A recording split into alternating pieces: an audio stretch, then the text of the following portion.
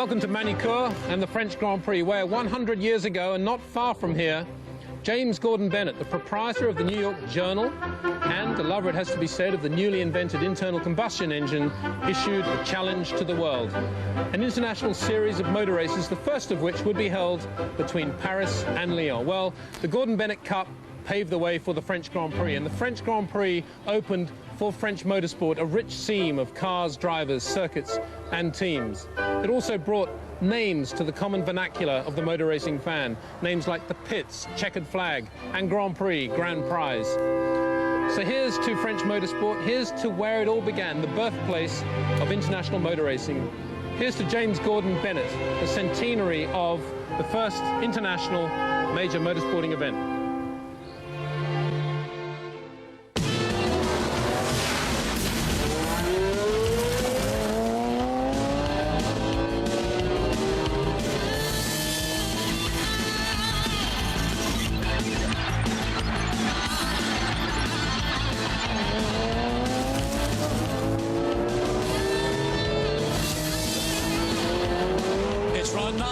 FIA Formula One World Championship, the 50th Grand Prix of France from Manicourt. Welcome to the Mercedes-Benz pre-race show on Fox Sports Net. Hello, I'm John Watson, sitting in for Mike Joy this weekend, and I'm here with five-time Le Mans winner Derek Bell. And down in the pits from F1 Racing Magazine is Peter Windsor. Well, looking at Jarno Trulli sitting in the pits, and these are the cars waiting to go out onto track. Michael Schumacher, that pole setter, absolutely stunning qualifying from Schumacher. But let's have a look at this week's show menu to see what's coming up. The Jordan engine deal. Great news for the Jordan team. Getting off to a good start in Formula One. Sounds very easy. Well, we'll look at that a little bit later. Remember Coulthard back in Canada? Qualifying highlights, and there were plenty of them. And Derek and Frenson take a drive around the Indy Formula One circuit. They were en route up to Canada and they dropped off. Michael Schumacher now out on track, and of course Schumacher dominated qualifying. Wasn't just quite so dominant this morning in the warm-up. He was only third quickest behind the two McLarens, but don't worry about it. This man did all the work he needs for this afternoon's Grand Prix on Friday and Saturday. So let's have a look and see how the point standings are. Let's look at the Drivers' Championship. Michael Schumacher, 22 points advantage, and it's David Coulthard, not his teammate Mika Häkkinen. Häkkinen's in third place. Rubens Barrichello in fourth. A fine fifth from Giancarlo Fisichella for Benetton, and Ralf Schumacher in the Williams BMW is in sixth place. And in the Constructors, it's Ferrari still in the lead. 84 to 66 of McLaren, 18 of Benetton, 15 of Williams, 10 of Jordan, and 6 of BAR Honda. Oh, Ferrari, I mean, you look at Heinz-Harald Frentzen, the Jordan now makes his way out, and the teams, they go in and out, they make a lap, come back in, any final adjustments they want to make to their cars. Mika Salo, a man in the news also, Toyota reported to be interested in him, as Rubens Barrichello and Mika Häkkinen back in the garage. So there's been a lot of news since Canada, and we're going to have a little look at that with Peter Windsor. So as Häkkinen's car goes back into the garage, let's look at the news. Well, here the Manicourt paddock is aglow with the news that Eddie Jordan has signed a 5-year factory deal with Honda. He's been working on that for a long time, of course, virtually from the moment Craig Pollock actually secured an exclusive factory deal with Honda, and we'll be hearing from Eddie in a minute as to how that came about. What it has done, of course, is open the driver market right up, because Heinz-Harald Frentzen was talking to Jaguar, thinking about leaving Jordan. That probably won't happen now. What will Jaguar do? Well, they're talking to Jenson Button, which would be a good choice in my view. Equally, Jacques Villeneuve has gone to Eddie Jordan and said, Eddie, maybe I should be driving for you now. So we'll see what happens there. Murray Walker dislocated his hip, sadly, in England. He's got 2 replacement hips already, but he's making a good recovery. But his place in the World Feed TV chair this weekend taken by James Allen, and we wish Murray the speediest of recoveries. Finally, McLaren have confirmed that Mika Häkkinen will be staying with them. There was really never any doubt about that, but they've also confirmed that David Coulthard will be driving for them again next year. Strong move by Ron Dennis, in my opinion, because what that gives Coulthard is peace of mind. He can relax now, concentrate on the business of trying to win the World Championship. I'm sure you'll agree with me, guys. That is a great move by Ron Dennis. Well, I'm delighted with David Coulthard. I think it's wonderful news for him, particularly the way he's going at the moment. But it makes you wonder whether the fact that he had thought he had the skids under him might have inspired him to greater heights. But in the back of my mind, I can't help thinking it might have been to do with that tragic plane accident and maybe gave him another sparkle and a zest to go for life. Well, Coulthard clearly has responded as Mika Häkkinen seems to be sort of dozing. I don't know what's going on in Mika's brains. But great for David. But another man who was probably the happiest man in the pack this weekend was Eddie Jordan. We know the reason why, but he's a chance to explain that to Peter Windsor. And Eddie is his usual modest self.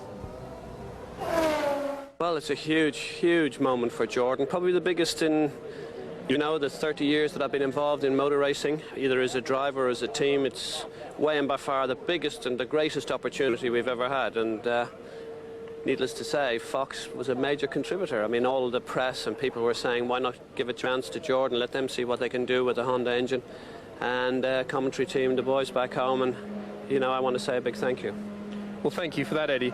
Now, the engine BAR have been using is different from yours. Are you going to have to build a new car now around that engine? No, this engine, the contract really starts in January of 2001, so the contract we have with Mugen at the moment will, of course, stay in existence. Well, many congratulations to you, Eddie. I'm sure everyone in the pit lane is saying the same thing. Indeed, has Craig Pollock offered his congratulations to you? I'm not going to get involved in that, Peter. Come on, give me a chance. Listen, give the chap a break. It's going to be a great future for Jordan, and that's all I'm interested in. Thank you very much, Eddie. Congratulations. Thank you. Well, it's wonderful news for Eddie Jordan, of course, but it will mean now that, of course, he can compete against Ferrari and McLaren at the same level. I certainly hope. Yes, it does. Of course, the trouble now, Eddie, you've got nowhere to hide. You've got the factory engine from Honda, and you're going to have to compete against the rest. We're going to have a look at this incident in a little bit more detail. David Coulthard at the Canadian Grand Prix. So join us after the break as we come back to Manicourt.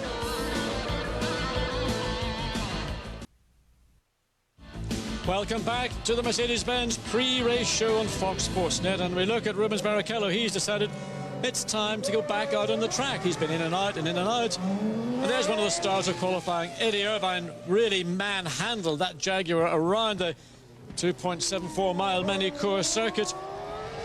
But let's have a look at this Manicourt track now.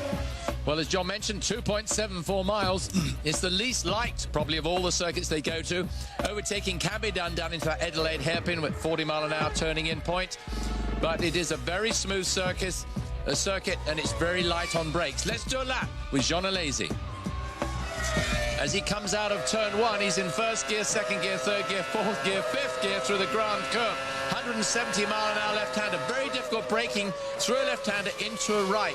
You have to have the most beautiful balanced car through ahead so you don't get too much push. You need all the speed to carry it down this long straight up to 185 miles an hour. As I said, the circuit is very smooth. They run the very soft, super soft tire.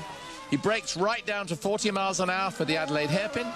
He wants maximum traction as he comes out of there, obviously, so he can pull perfect acceleration up through the little right and left, and then through the slower right and left, the tighter right and left, I should say, and then up into the 180 left-hand corner. Second gear corner, third gear corner as he goes around here, 50 miles an hour. Again, you need maximum traction as you come out of here, working your way along this 175 mile an hour straight, then down to fourth gear as he enters Imola. Goes through there. Wonderful set of corners to watch when you're actually watching from the outside. A bit of twitch of opposite lock as he comes to Chateau d'Eau. Accelerates down for the last couple of corners of the circuit. Up to the chicane at 160 miles an hour. Brakes hard. Second gear over the curves. Keep it in tight to the left here. You want maximum traction. The only circuit you go over the start-finish line in first gear. That was a lap with Jean Alesi.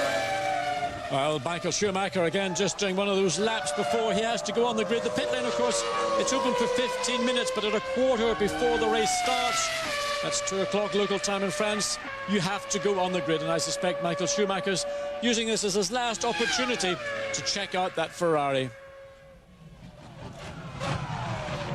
Well, we have been talking about the starts and how important it is and the support crew that is now necessary to get a Grand Prix car to fire up.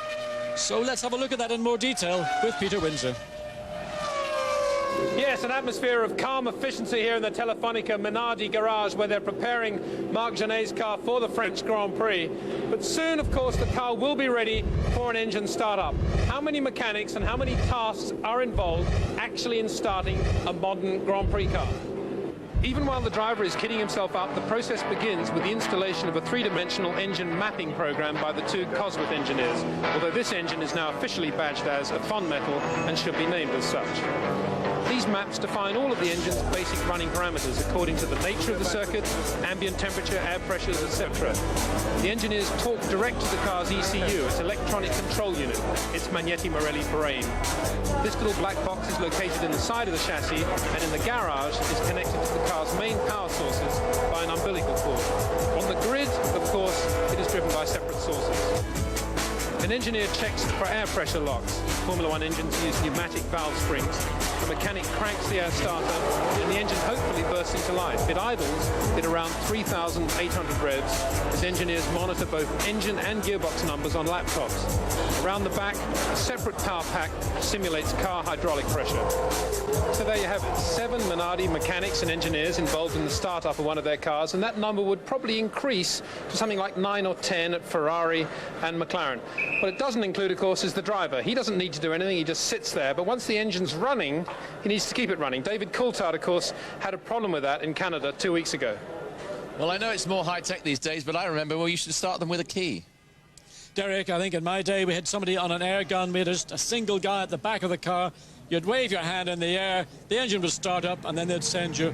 Well, there are the scenes on the grid. Michael Schumacher out of the car and having a little walk around. He'll take the helmet off. Some drivers tend to like to stay in their cars, but others like to get out and wander around. As we look at the side of the Minardi and a little bit of work, and that's the dry ice being packed all around the electronics that goes into the air intakes to keep those radiators. The heat soak gets enormous, and it is quite warm now at Manicourt.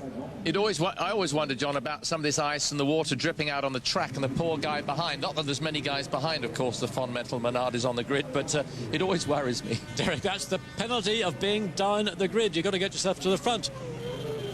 But we're going to take a break. But before we do, we're going to have a look at the local press. Alain Prost is featuring heavily, not unreasonably, Mika Hakkinen, Michael Schumacher and Jean Alesi. So, join us back here in Manicourt after the break. Welcome back to the Mercedes-Benz pre-race show on Fox Sports Net. And down in the grid, Jean Alesi talking to the team. Some of them are journalists. They're going to get that little word, that extra word, to tell why it's going to happen, what's gone wrong. Austrian Grand Prix in 2 weeks' time, Sunday, July the 16th, 10 a.m. local on Fox Sports Net. And looking down the grid, Mika Salo. Now, he's going possibly to be at Toyota in 2001 through to 2004 for a rumoured, Derek, $24 million US. Over the 4 years, let me say, but that's a lot of money as a test driver, isn't it? Well, he's going to be a Grand Prix driver and a test driver, but certainly the smile on Mika Salo's face is one of those smiles that you can understand why. But we're going to have a look at the qualifying that occurred here Saturday, and a very exciting qualifying session it turned out to be.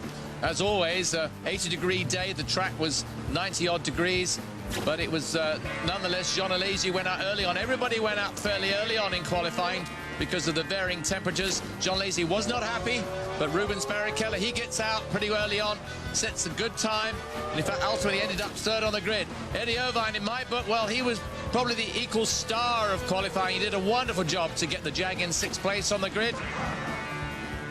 Out goes Michael Schumacher, having not done much all weekend. He gets pole on his very first lap by 0.6 of a second. Amazing. David Coulthard, meanwhile, well, he had a lurid time with a litany of problems with his car to take Mika Hakkinen's car out to try and get a time in. Meanwhile, Ricardo Zonta expires the Honda engine. That goes up big time, the BAR.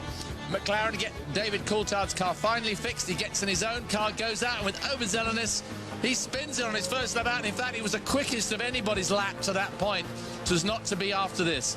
However, as Ralf Schumacher goes out, asked, can he get 6th place or even 5th place away from Eddie Irvine? He does. Gets in there with a great 5th place in the Williams. Mika Hakkinen still a little bit lost in some area. He's just not getting it together at the moment. These last few races been very, very disappointing indeed. Ferrari go out at the end to try and protect their position on the grid to see whether David Coulthard can go out and get a quicker time. He doesn't go quicker than Michael, but he goes quicker than Barrichello. Wonderful time from David Coulthard. Let's hear what Michael Schumacher had to say about the track at Manicourt. It's not circuit I'm particularly in love with, because the nature of the circuit is when it's hot, it's very slippery. In wintertime, sometimes we come here testing, it's a great circuit, but in summer it makes it, it is a bit boring. Well, Michael Schumacher had the pole. Peter caught up with his brother about his 5th place. Yes, Ferrari and McLaren, but best of the rest, Ralf Schumacher, BMW, Williams F1. Great performance, Ralf. Did you get the maximum from the car? I think we definitely did. I was a bit surprised by the performance of Jaguar today. I mean, it was very quick, especially on Eddie's car, and you know, we managed to get him in the last run, which is very nice for us. This circuit seems to change a lot in ambient conditions, cloud. What's it going to be like in the race if it's different to qualifying?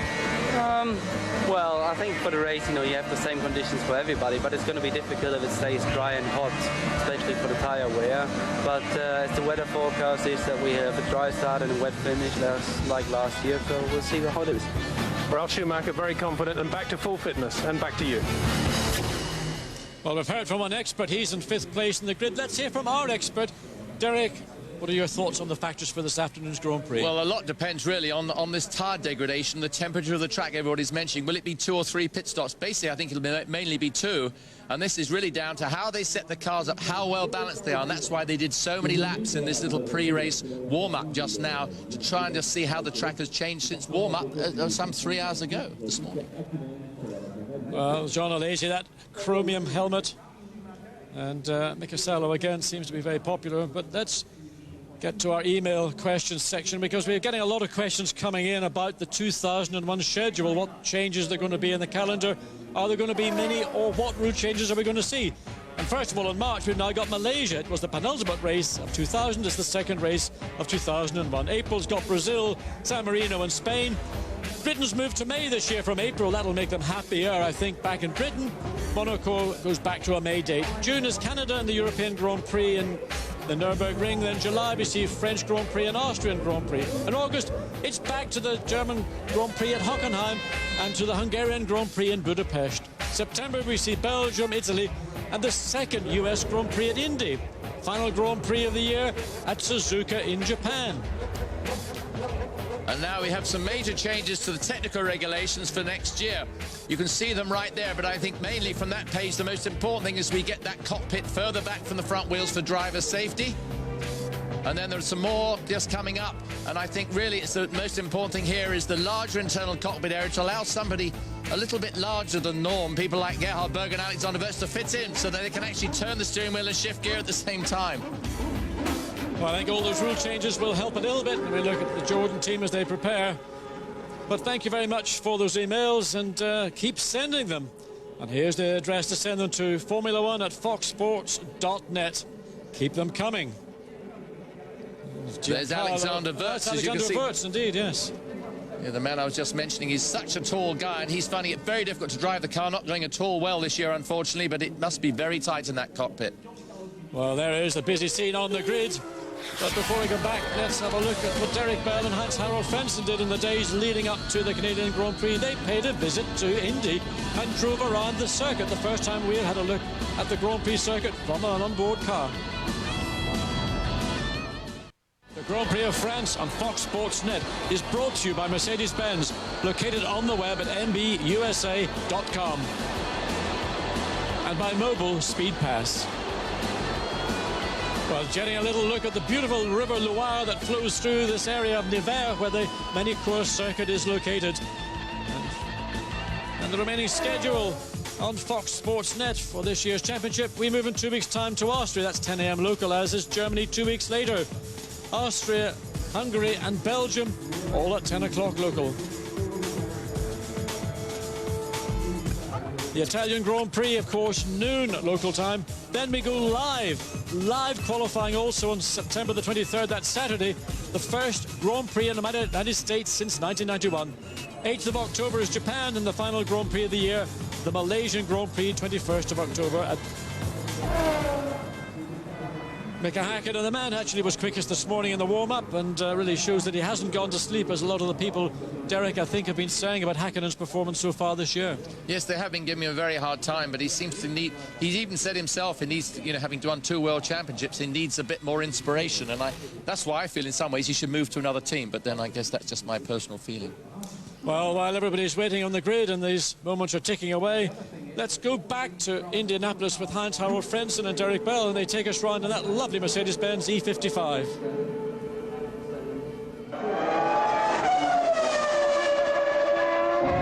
Turn 1 the other way, folks. Turn 1 with the E55 is 190 k's an hour. Yeah. 195. Now, coming down here, what do you really think you need across the road here to give you a definition, a depth of focus for overtaking? I mean, you're going to be so fast down there. That wall is just so bland, isn't it? That's not going to be easy to focus it. It's maybe Bonnie will do some advertisement. Yes, that's right. Yes, no doubt. On the left, yes. and you can judge it from the advertisement on the left-hand side where the braking point is. That's an easy help as well for sometimes on the track. Yeah. But this spot has a nice flow here. Yes, it does. This is pretty fast, 4th gear, and you're coming here with very fast. And I think this is going to be overtaking opportunity here. If somebody has a low downforce package, for example, he will struggle a bit more here in the infield.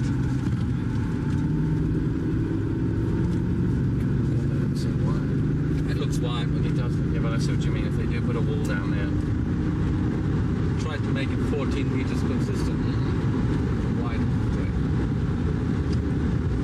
It's going to be quite hard on brakes, or not? Just a couple of places, I suppose. The brakes will be so cool when you get to the end of the straight, and then you're going to hit them really hard there and here, aren't you? Yeah, there's 2 parts. This one here, Yeah. and the end of the straight. Now, with a low downforce configuration as opposed to high downforce, what difference does that make to your braking distances? Do you have any idea? Yeah, it can make a difference up to 20 meters for a mix. 20, yeah. If it's from one extreme to the other, it's probably more, but I would say 15 meters, I would say here.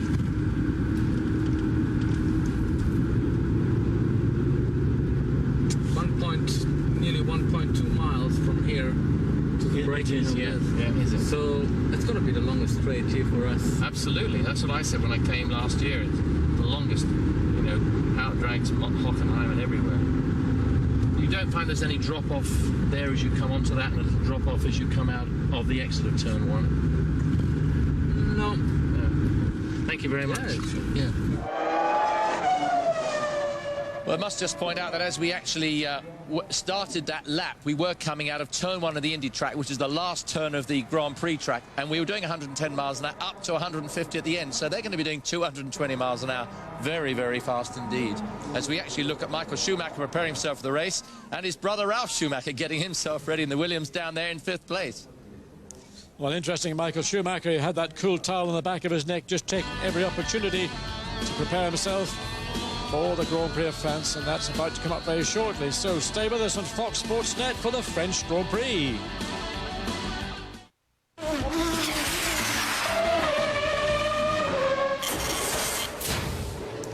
Well, there's the sight, looking forward into that very first corner of the Grand Courbe, and probably taken flat out, Derek, and that's Rubens Barrichello we're looking at.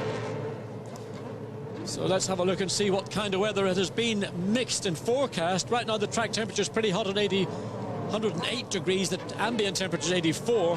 Humidity's been dropping. It's only 48% now. Chance of rain also dropping down to 15%, and just a hint more wind, well, at 4 miles per hour. Michael Schumacher sits pensively. Directly behind him is his teammate Rubens Barrichello, as we wait to see what the light sequence as the cars will set off on their final parade lap. So let's have a look at our Mercedes-Benz starting grid for this, the 50th running of the French Grand Prix. Michael Schumacher, 27th career pole. And David Coulthard, he did a splendid job in the spare car and then had to get in his own to record 2nd place. Rubens Barrichello fought hard for the front row. He had to be settled with the second row. Mika Hakkinen wasn't showing too good form, but he did very well in warm-up this morning nonetheless. Little Ralf Schumacher, 5th quickest in the Williams BMW. Pretty good, I reckon. And Irvine, well, I thought he was the star along with Michael Schumacher of qualifying. Jacques Villeneuve maybe stung by Jordan getting the engines that he has. He wants to make a point here this weekend in 7th. Yeah, Frentzen was not happy with his position. Truly in the second of the Jordans, still trying to hunt down Frentzen. And Jenson Button still showing great form for a first season in Formula One. Tony Herbert coming all the way from Goodwood where he entertained the public, down in 11th place. Mika Salo, well, reasonably happy and content with 12th. De La Rosa in the lead arrows, and I'm disappointed. I thought that might have been further up. Fisichella and the whole Benetton team very disappointed after their fine podium finish in Canada 2 weeks ago. Pedro Diniz in the Sauber, Nick Heidfeld in the first of the two Prosts. Alex Vert still under pressure at Benetton, and a disappointing Jean Alesi in the second Prost. Ricardo Zonta in the second BAR, Jos Verstappen in the second Arrows. And finally, row 11, as ever, Marc Genet in the Minardi, Gaston Massicani in his Minardi.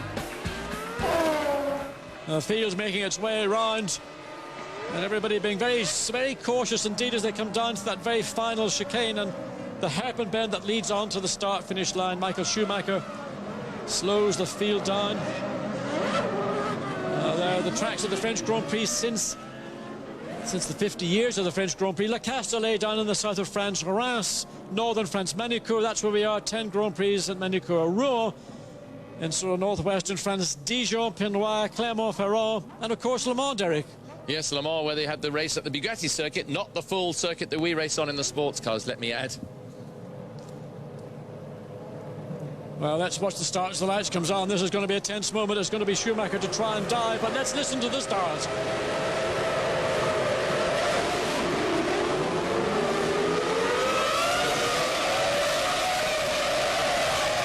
And a pretty wicked start from Schumacher. He blocked Coulthard big time and let Barrichello get second place. Ferraris 1 and 2.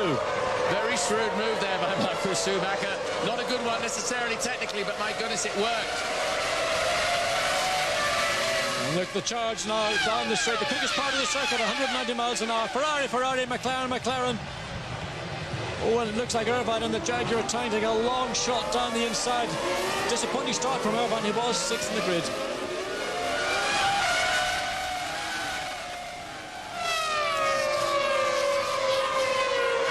I'm kind of surprised that Michael Schumacher doesn't get into a little bit more trouble for some of this blocking that he does at the start. Whether he did block David Coulthard, but the impression I got was that Coulthard had a magnificent start, but Michael still had that car length in front of him, which of course he has the advantage on the grid anyway.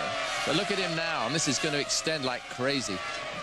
Oh, another great start's come from Jacques Villeneuve. He's in 5th place. There he is, Jacques Villeneuve, come all the way up. From starting 7th, Irvine dropped back, the two Jaguars midfield. But it's Michael Schumacher doing what he does best, but David Coulthard pushing Barrichello into the chicane heavily. But Salo, what a super start from Salo.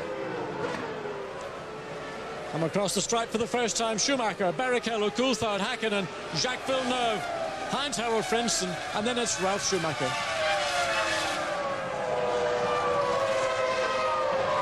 The field beginning to pace out quite a lot already. The Schumacher just pulls away from, look at Rubens Barrichello, possibly 2 seconds. This the second lap.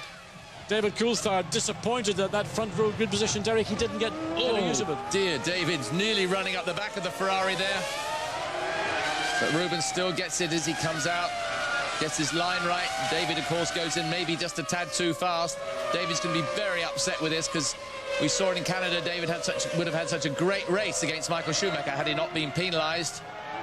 And here we probably have, oops, gets a little bit sideways there. That was Ralf Schumacher, just a little bit heavy on the brakes. And he's got Jarno Trulli all over the back of him. And that might give Trulli an opportunity to sneak ahead. This is through the Imola corners.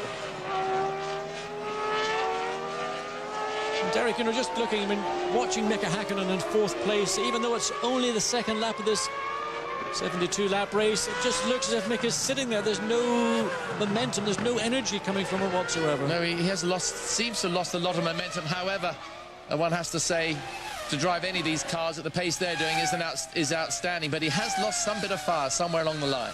Well, McLaren have never had a success at Manicourt. In fact, they haven't won a French Grand Prix, I think, since '89.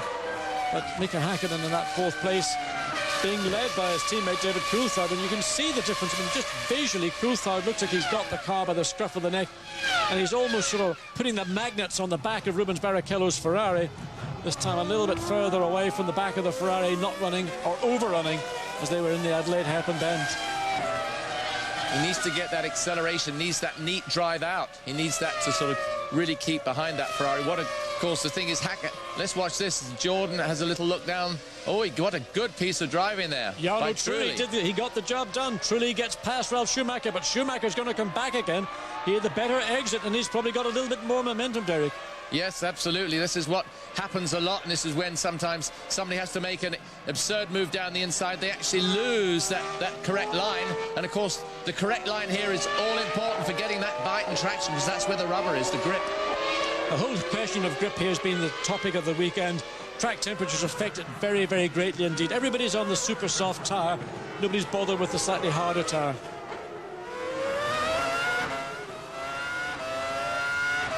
Well, we're riding there with Rubens Barrichello for a short, brief moment out of turn, the last turn into the Grand Curve. Let's watch him. 130 mile an hour through there in 4th gear.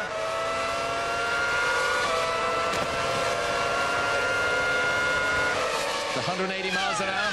Look at the lead. Michael Schumacher already pulled out. It's 2.5 seconds, and that's a pretty big lead at this early start of the race. But most fast laps in this Formula 1 career. But Michael Schumacher's taken the lead with 42. Alain Prost, of course, retired as a team owner, 41. And Nigel Mansell, who's playing golf these days, with 30. In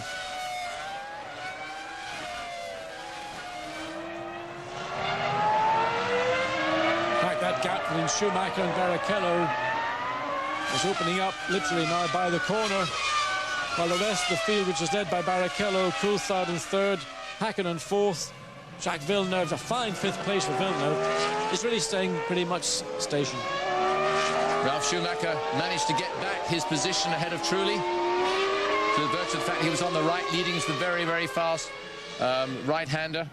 The Estoril curve as they go to the final chicane, coming into the last corner before the pits, 1st gear corner. Ralf Schumacher all over the curves, really trying very hard to keep Trulli at bay, but also wants to get on terms with his fellow German Heinz-Harald Frentzen. The Jordan looking pretty easy at the minute, where Ralf Schumacher looks to be pushing extremely hard in his Williams BMW.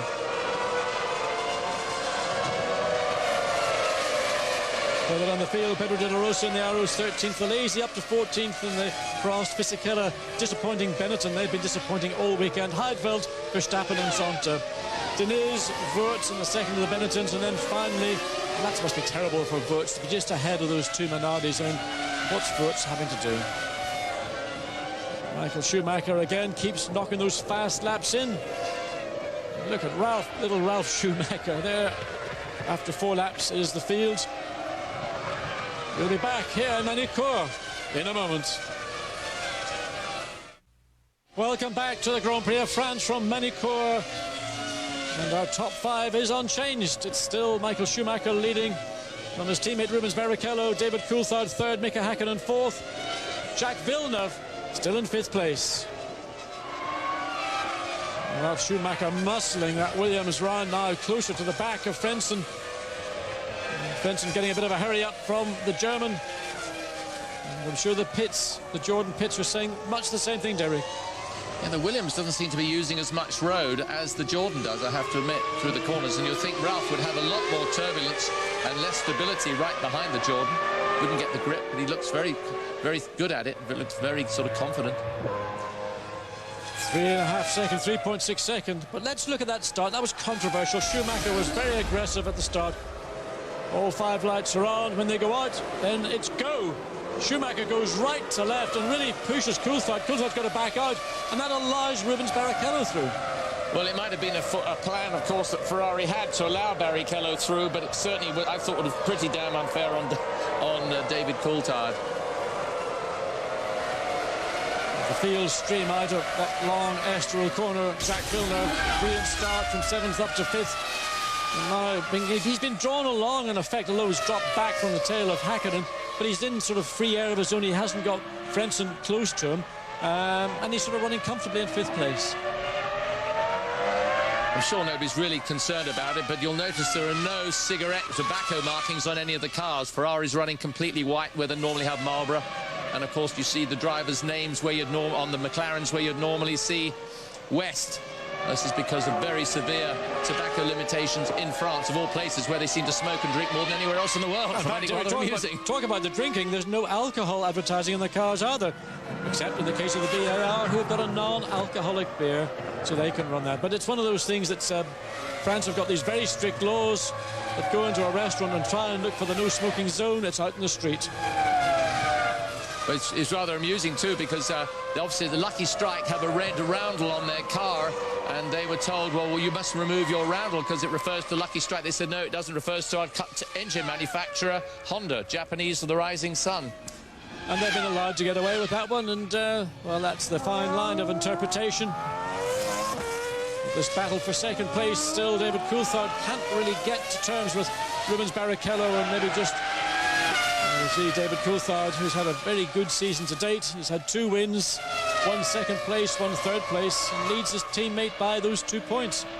And Coulthard's really taken the momentum and initiative away from the really favoured driver in the McLaren team, and I don't know what's going on. You wanted me to say something about that, don't you, Tom? I think, Derek, it would be nice. You give us your views, because you're... No, I feel very strongly too. I don't think David's had the upper hand at all at McLaren. I think it's wonderful to see him getting in there with this inspired driving he's had of late. As we watch, I think Fisichella there working over the back of the... John Alesi, in fact, yes, battling away. A very disappointing race for Alesi. He's got up to 14th, still maintaining it, but that battle between Fisichella and himself, you know, they're working hard. They're going to work harder in reality than the cars at the front of the field are doing. And again, a long line of cars, all bunched up, nobody able to get close enough to make that a little dive. And here's where we saw Schumacher, Ralf Schumacher, that is, try to get past Trulli. And these cars back here just don't seem to work, and there's this great aggravation in the Prost team versus Peugeot. He's saying that in some of the newspapers that you know, he's never known a engine manufacturer take so little interest in what the team is actually doing. Peugeot very upbeat and saying they're going to go somewhere very good next year, but I don't know if any team would want it. Well, they need a real partnership. Teams need partnerships. The actual engine package has been sold to a Japanese consortium, and that will be supported by Peugeot. There's that battle, Ralf Schumacher and Frentzen. Can't get any closer than that. But that package may well be the package that Prost has got to use 2001. He certainly would like to move on, but there's no obvious engine supplier currently in the marketplace for him, with the exception of the Mugen Honda engine, the engine currently in the Jordan we're looking at, with Heinz-Harald Frentzen and Jarno Trulli. That engine is being freed up, but what the politics will be within Honda, now that Honda are going to support 2 official teams, well, we have to wait and see in that one. In fact, the Jordan team had a stunning year last year. They finished up 3rd in the Manufacturers' Championship. At this point in the season, they'd scored 31 points.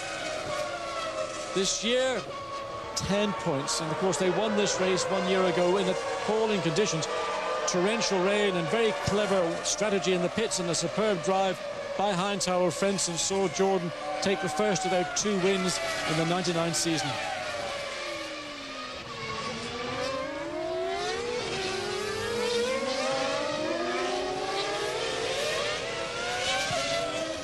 Future of Formula One with the Williams team looking very bright indeed. And we're hearing conflicting stories, Derek, about the future of Jenson Button. Initially this weekend it said that Button's position was looking stronger in the team, and then today there's stories and sort of suggesting that maybe Montoya might be free.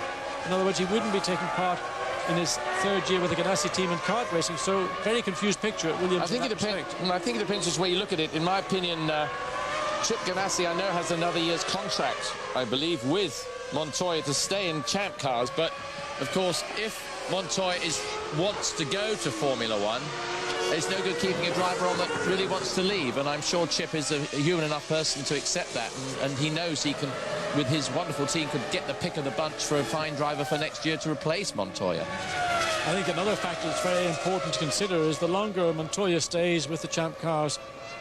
Formula One and Champ Cars are going in different directions. The regulations in Formula One, particularly in relation to tyres, make these cars very unpleasant, twitchy, nervy cars to drive. In contrast, I think the Champ Cars are a little bit more flexible, a little bit more forgiving. Get Montoya out as soon as possible. That would be my advice. Well, Schumacher, 58 starts in his sort of young career. Best finish, second Belgium 98, and last year in Monza, the Italian Grand Prix. That battle continuing, second and third place, David Coulthard.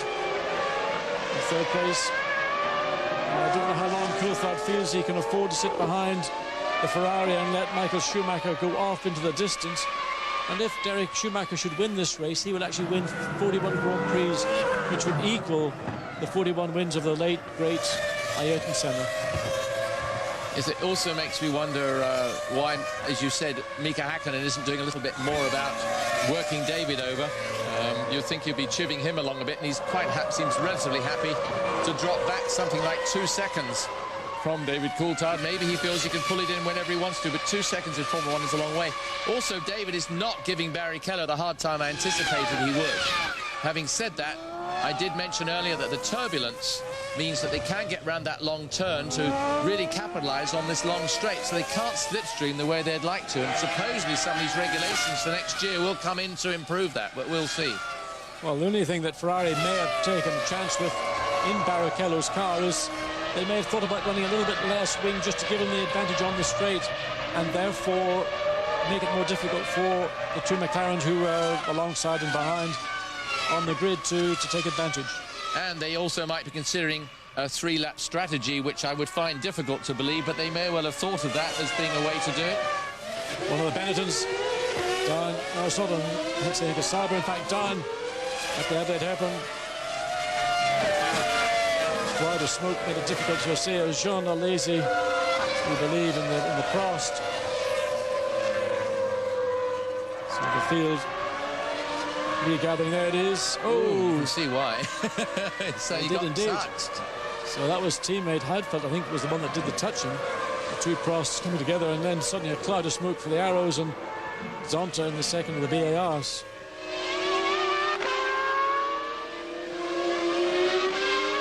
So as we have a look at the midfield after 11 laps of this French Grand Prix, we'll be back at Manicourt in a moment. Welcome back to the French Grand Prix from the garage of Scuderia Ferrari.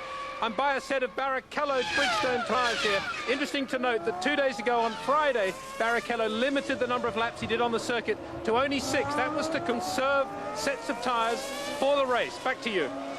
Well, he may well need them too. I mean, the fresher the tyres he can get, the quicker they can go. And it's right now, he's obviously pushing those tyres to the limit to keep David Coulthard behind him.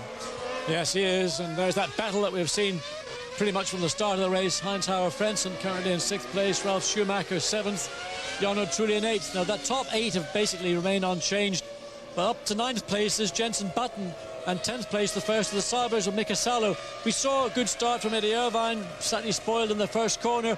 He and Johnny Herbert are running in 11th and 12th place, and that's a disappointment for the Jaguar team after a very strong qualifying. Here are the top 6. It's Michael Schumacher, Rubens Barrichello, David Coulthard, Mika Häkkinen, Heinz-Harald Frentzen in 6th. Jacques Villeneuve still on his own in 5th place. Well, you just mentioned Eddie Irvine. Jaguar is setting up in the pits, so maybe Eddie's got a problem when coming in. They do seem to qualify it from time to time exceptionally well, then everything falls apart in the race. I do have to remember that at the beginning of the season we were told that there wasn't a single component on that Jaguar that was carried over from the Stewart from last year. Maybe they should have carried all the components over and had a damn sight better car. I think that's certainly an opinion that would be one that interesting to follow. But thinking about pit stops, most teams, we believe, are going to go for the 2-stop strategy. 3-stop is possible, but 2 stops we would expect to occur somewhere around laps 26 to 28. And then the second stop somewhere around 48 to 50. So we have a little bit of way to go yet. And this is the real battle of Ralf Schumacher running behind Heinz-Hauer Frentzen in that 7th place. Frentzen, the last of the point scorers currently. He's coming through that quick flip-flap. An interesting thought, Derek, from Eddie Jordan. He's saying, you know, Formula One needs to get a bit of a kick in the pants. Well, he's been given a kick in his own pants. He's now got a factory Honda engine. He may well have to eat those words or perform. Well, exactly. Well, I think he will perform, and it makes you wonder, because we understand when Jacques Villeneuve heard that Honda were going to be supporting the Jordan team, he was on the phone to Eddie saying, hey, what about me? And I tell you what, he's not a bad bet for Eddie. He's the sort of driver Eddie would adore, and it's the sort of opportunity in my book that Villeneuve could really get inspired by. I think the interesting thing is, Derek, that Eddie Jordan would have to go and raid the piggy bank to pay Jacques Villeneuve. He don't come cheap. And that was going to be the choice for Villeneuve. I think he might get some help from Honda. There's so much interesting thought. Interesting thought. Yeah. Because he knows the engine. He's worked with them all this year, and they know the strengths of Jacques Villeneuve, and he is outstandingly fast. We look over Jean Tot's shoulder at all the screens. He can plug in, as you know, to any of the screens around the circuit, any of the in-car cameras to see what's happening to his cars. Just interesting there in the hairpin bend, different lines from Coulthard to Barrichello. We heard Coulthard likes a slightly softer line than we saw Barrichello. We noticed it in qualifying yesterday as well, didn't we? It was interesting to see that he did take that different line at times.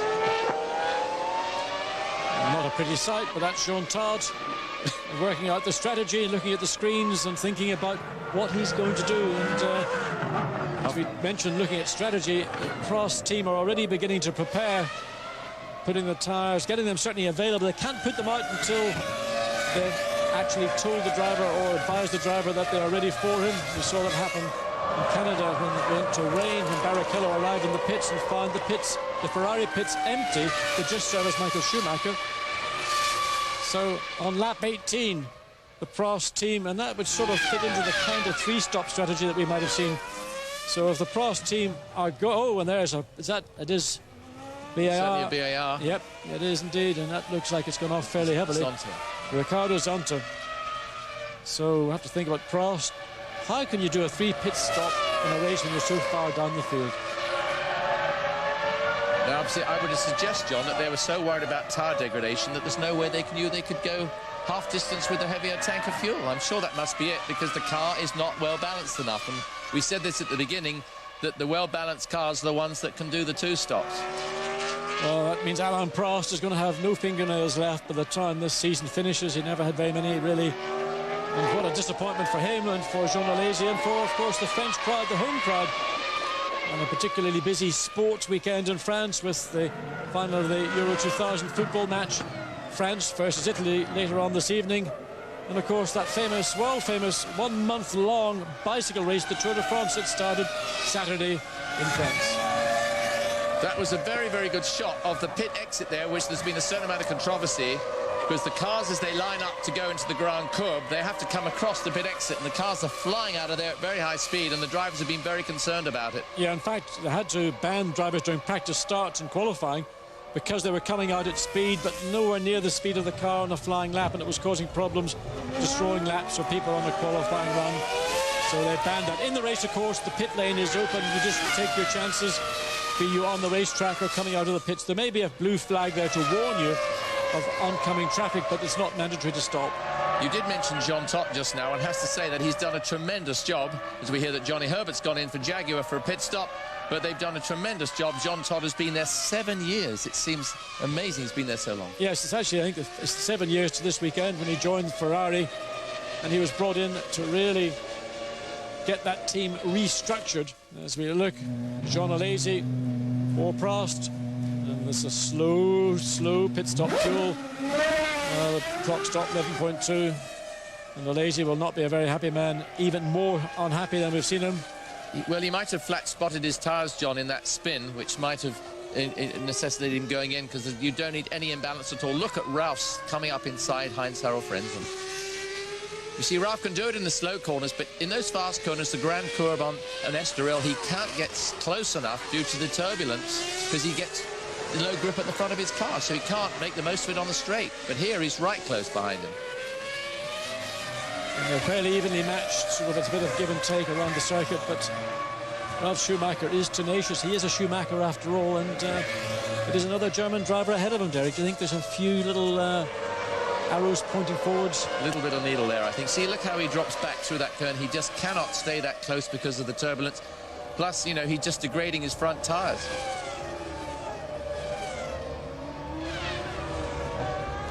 Ralf Schumacher pretty much now recovered as we look at Nick Heidfeld diving in for the Pras team.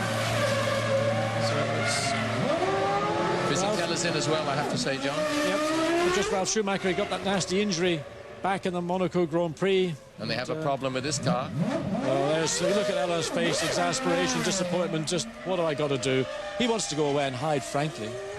I bet he wished he'd never bothered to think about Formula One team management, but I think he saw Jackie Stewart doing such an inspired job and thought, this is really what I'd like to do. I mean, he is totally in love with Formula One, but now look at Ralf just all over the back of that Jordan. It's a very impressive run from the younger of the two Germans.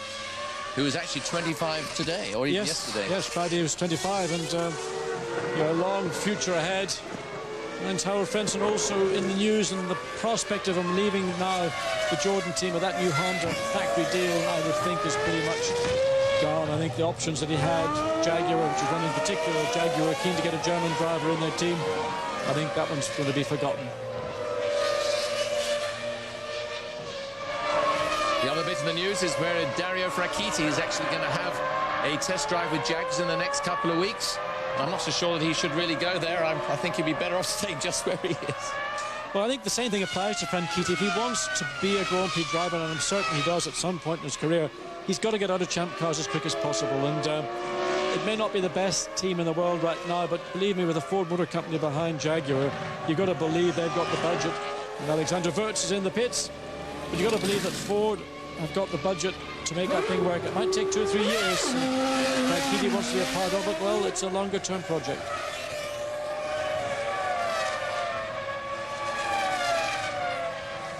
Oh, and just see the way Wurz came out. We were talking about that pit lane exit. That was close. So we look at the leaders. Barrichello second, Coulthard third, Mika Häkkinen fourth. Coming around Estoril. We're going to take a break. We'll be back, Manicourt, in a moment. Welcome back to Manicourt. David Coulthard has just taken second place away from Rubens Barrichello. Put him maybe a little bit of sleep down at the Happen Bend, Derek. Yes, well, I think Rubens must have had a bit of a moment in the long right-hander leading onto it through the Estoril curve, and David came right down inside him. Oh, the Herbert's out of the race. That's the Jag out of the way, I'm afraid to say. Another DNF for them. But David Coulthard now has the bit between his teeth. Now, what will Mika Häkkinen do? Is he going to respond to this? Or is it maybe the Barrichello's having a little problem with his tyres? He was working them very hard. But David Coulthard goes by in a very, very impressive manner. Well, once he's got the McLaren ahead of the Ferrari, he seems to be able to pull away quite comfortably. Michael Schumacher leads 7.2 seconds after 22 laps. Barrichello back to third place. Häkkinen now. Maybe that's the wake-up call we need.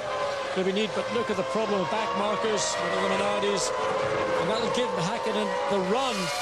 Hopefully, well, he's now got caught behind the Minardi as well. Häkkinen probably hoped that the Minardi would pull over, and it hasn't, and he's had to go up the inside. Jack Villeneuve dives into the pits also. So on lap 23, you can see the first and remaining of the BAR Hondas in. And Jenson Button up to 6th place.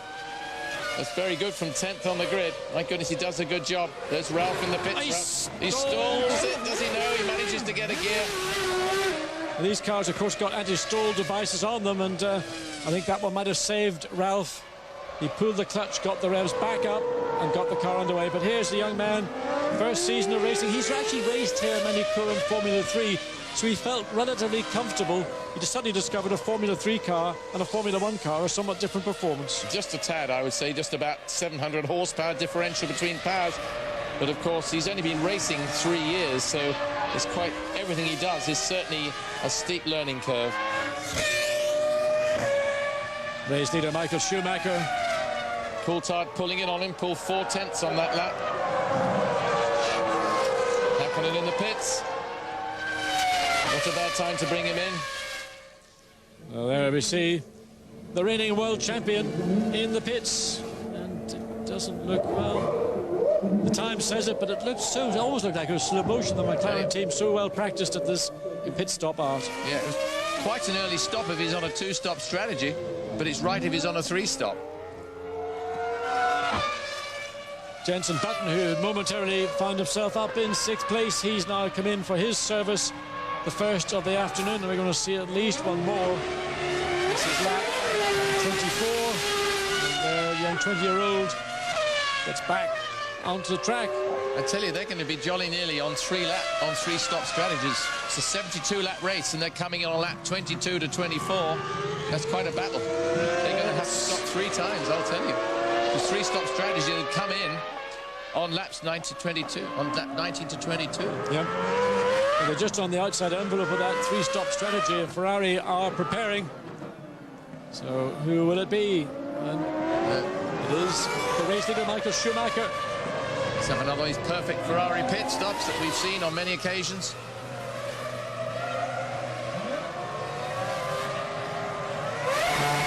Woohoo, give it some revs, Michael. Out he goes. And that was a relatively short stop. He didn't take a great deal of fuel on board. And I think that reason is to just extend when he gets back out to give him performance, which will be with the weight and also the extra grip of that fresh set of rubber.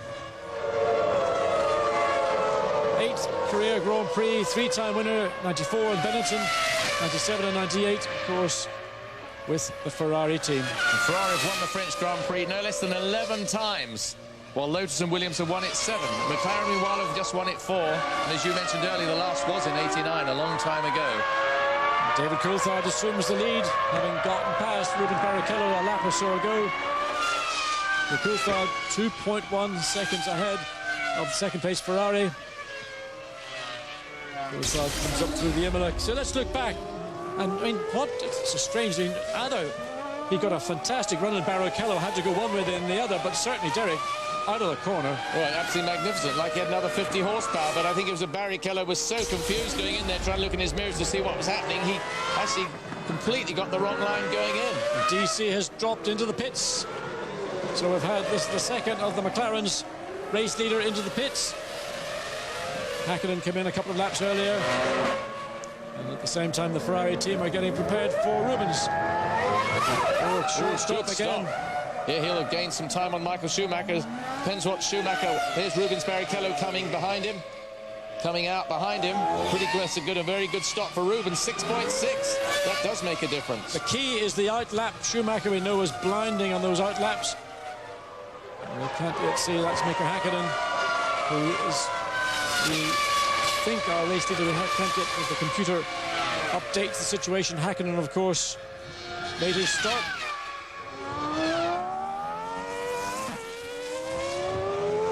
Ooh, you didn't quite get in tight there. So Schumacher, Coulthard, Hakkinen, Barrichello. As we get a little look back and see the dive down the inside. The two German drivers were... Oh dear, that was a very upsetting little piece there, I think, for Heinz-Harald Frentzen, as we see one of the cross goes flying across the grass. Oh dear. So you don't want to come back on and nail the other car going through the corner beside you. No, and drag a whole bag full of gravel onto the track, as well as Michael Schumacher now settles in. Schumacher, of course, needed to... Oh, one of the arrows pulled up right at the start-finish line. Oh, sorry, at the end of the pit lane, not the start-finish line. Here's the start-finish line right here. So as they come across the line, Michael Schumacher, 5.3 seconds ahead of David Coulthard. And further 1.5 seconds ahead of Hakkinen. And Rubens Barrichello, the loser in that altogether. He was second, then he went to third, now down to 4th place. Long gap. So we wait for 5th to come across. We should assume that's still going to be Jacques Villeneuve. It's Pedro de la Rosa that was pulled up by the end of the pit road there against the wall. And then Jarno Trulli in 6th place. So let's look at the pit stop times. Michael Schumacher 8.8, Hakkinen 7.5, Coulthard 7.3, Barrichello 6.6. Now that's strange. Barrichello had the quickest stop, but he lost out. Now whether that's, Derek, down to outlaps or well, I I have a distinct feeling, looking at the traffic that was around when Rubens came out, I think he was held up a little bit or was thwarted a little bit by the traffic as he came out. The two Jordans and the two Williams running now 7th, 8th, 9th and 10th. Jarno Trulli, he did really muscle his way past his teammate. I think Yes. Frentzen will be a little bit unhappy with that one. I would be too, I think. I think it's a very unnecessary move, but we're seeing Trulli now starting to stretch that gap out. I'm surprised that Ralph dropped back that bit and the Jenson Button got so close, because Jenson was quite a way behind. But he did have some very good clear laps before his fuel stop. Well, Trulli certainly galloping away from his teammate. One would think maybe that Jordan have been altering their strategies between the two cars to give Trulli, for some reason, a shorter fuel load to try and get position. Well, you know, one team manager will say, I run my cars different just for varying conditions. You never know what had happened. Of course, the drivers do have their own personal feelings about setup, particularly for this circuit. Well, Frentzen still got Ralf Schumacher. He's had him pretty much behind him all weekend. This should be a very interesting lesson for Jenson Button, sitting there so relatively close behind Ralf Schumacher, his teammate, who obviously will be staying along the team next year with Montoya, should Montoya come over. And from what I've heard from the Williams team, what they're looking for in the second driver in the team is a driver that really gives Ralph a very, very tough time indeed. And while Button's done a great job for the team, they don't think that he's really given Ralph the workout that the team want. They want these two drivers at each other's throats, basically. But at the same time, everybody knew that Button wasn't going to be able to set the world alight. The poor kid's only 19 when he joined the team, and he's only done 3 seasons of racing, so he's not going to go in there and wind up Ralf Schumacher. He knew the deal when he joined the team. Frank's a tough guy, Derek, and you know, he's got no sympathy. He says, I give you the equipment, I want you to perform. And if he feels the drivers are underperforming, that's tough. So Frentzen makes his way down the hill, down to the chicane. Join us here on Fox Sportsnet for the French Grand Prix. We'll be back in a moment. Welcome back to the Grand Prix of France here at Manicourt, and David Coulthard. There you see the gap. It's down to just under 2 seconds. Coulthard has been eating, well, 1.5 seconds. He's been eating into Michael Schumacher's lead. Suddenly, Derek, they've got a real Grand Prix in our hands in this Grand Prix for the lead. A very inspired David Coulthard, who was blamed for never overtaking. Now he's overtaking, never making an impression on other cars. He's doing an outstanding job, not being phased out at all by Michael Schumacher. Look at him gobbling up the back. He's within a second now. And once you've got sight, 1.3 seconds as they come across the line. Coulthard fired up. I mean, giving this... Well, Michael Schumacher had galloped into the lead. Now Coulthard, having got clear of Barrichello after the first round of pit stops, charging. Look, McLaren absolutely on the edge.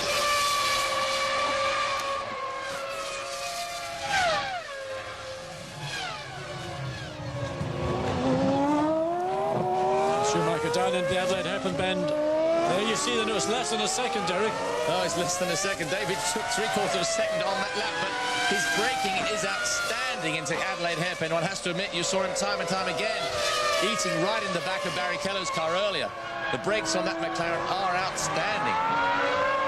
We saw those pit stop times. Michael Schumacher had a reasonable 8.8 seconds, Coulthard 7.3. Now that relates to, I think, the amount of fuel that went into respective cars. It shouldn't make that much difference, surely. They shouldn't do, but I can't but believe Michael's taken that much fuel on, but we are not there to judge. He has Ross Brawn, probably the greatest race tactician out there, as his team tactician, team director. I'm sure he's doing the right things for him, but look at David all over the back, and there's traffic ahead. And it's going to happen to Michael as he comes into the fast corners, like Courbe and Estoril. Well, we've got to think David Coulthard just going to sit and position himself. He can do nothing around this part of track. He can do nothing around this next long right-hander, but he might be able to get close enough to get a run as they get down into that Adelaide hairpin. Well, it's his brakes that are a major strong point.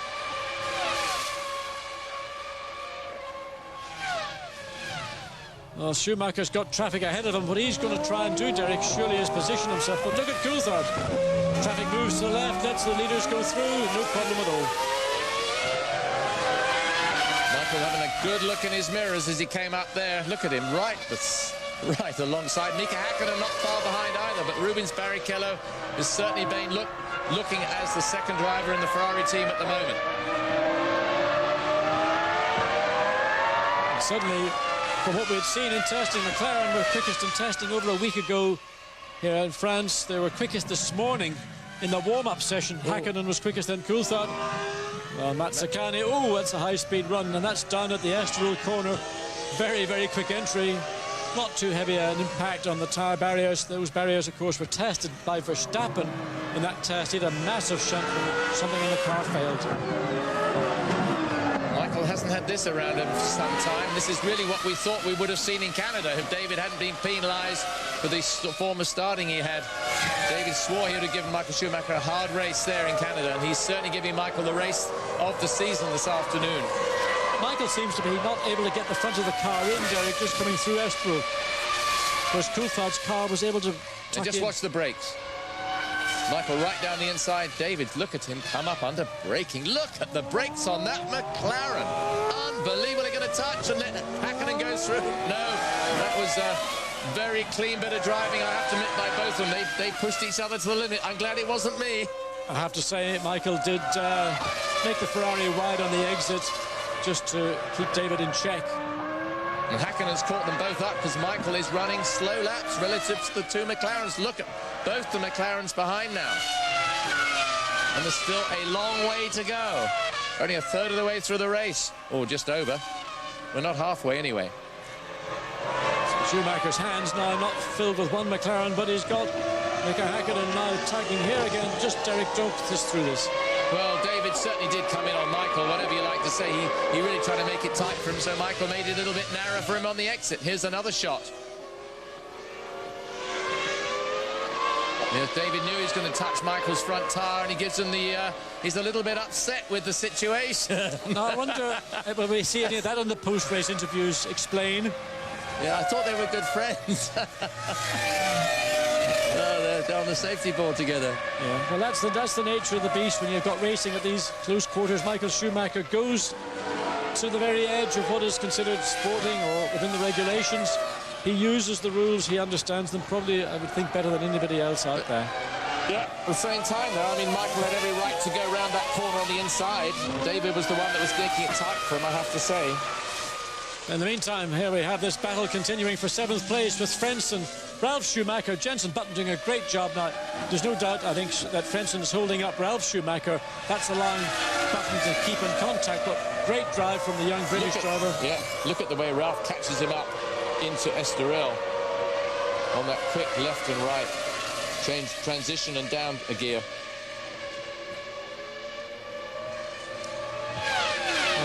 Jenson Button, along with his entourage and father, they've been here, we mentioned this earlier. He drove a Formula 3 race here over the last couple of years.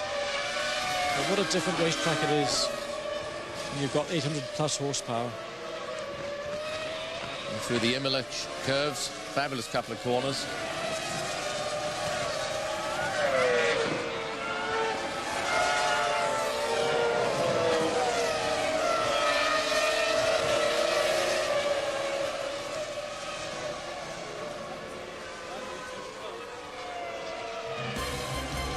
Well, nightly at 10 and 12, it's the all-new National Sports Report, the show that gives you a complete wrap-up of all the day's sports news, with internet interaction, scores and highlights, opinions and analysis.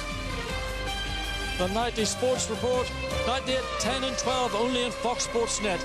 Check your local listings for the start time in your area. Seeing David's, the fact that he's played a little bit cooler the last couple of weeks makes you wonder maybe Ron Dennis, the team manager, has called him up and said, hey, David, we've got possibly another fuel stop to go. I think they have to have another fuel stop to go, tyre stop. Probably thinking, OK, take it very easy. Don't play anything silly, we'll benefit on our pit stops. Well, just that little incident down at the Adelaide Hairpin just shows you how easy it would be just to make a tiny mistake, clip a wing, make a pit stop for that. Schumacher comes across the line after 36 laps. Coulthard second, half a second behind. Hakkinen third, well, covered by a handkerchief. Barrichello further down in 4th place.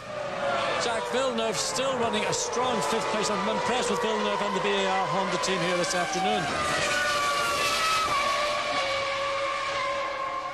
Alexander Wurz just continuing the pain of his disappointing 2000 season. Look, here's what's David going to do? No, there's no room there. Goes down the inside. Oh, both of them go down the inside of the Sauber. That's the way I think that Coulthard is trying to work the traffic, but Schumacher's so cute with all that traffic. Look, David.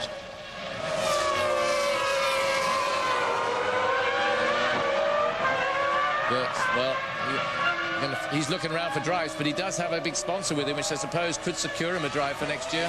Let's look. Here we go. Oh, locks it all up, then straight across. And that's just at the hairpin bend, just before coming diving down the inside. He doesn't have far to walk home, though, you have to admit. No, and the frustrated look on the face of Heidfeld as that pass was just, in reality, never, ever on. Good use of the mirrors by Heidfeld. He saw Wurz coming. He gave him space, didn't try to squeeze him in the corner, so he can continue, and Wurz is out. Not very bright piece of manoeuvre, that one, I have to admit, but what I don't think any of us at home can appreciate is just how incredibly tight these cars are and how close it is when you're making that sort of decision to overtake. You take the decision, it's too late. Yeah, I mean, it's a decision at that part of track, one would have to say. It's not realistic. We did see Trulli try to do that with Ralf Schumacher earlier on, and Ralf got back at him. It's not a place you can really pass.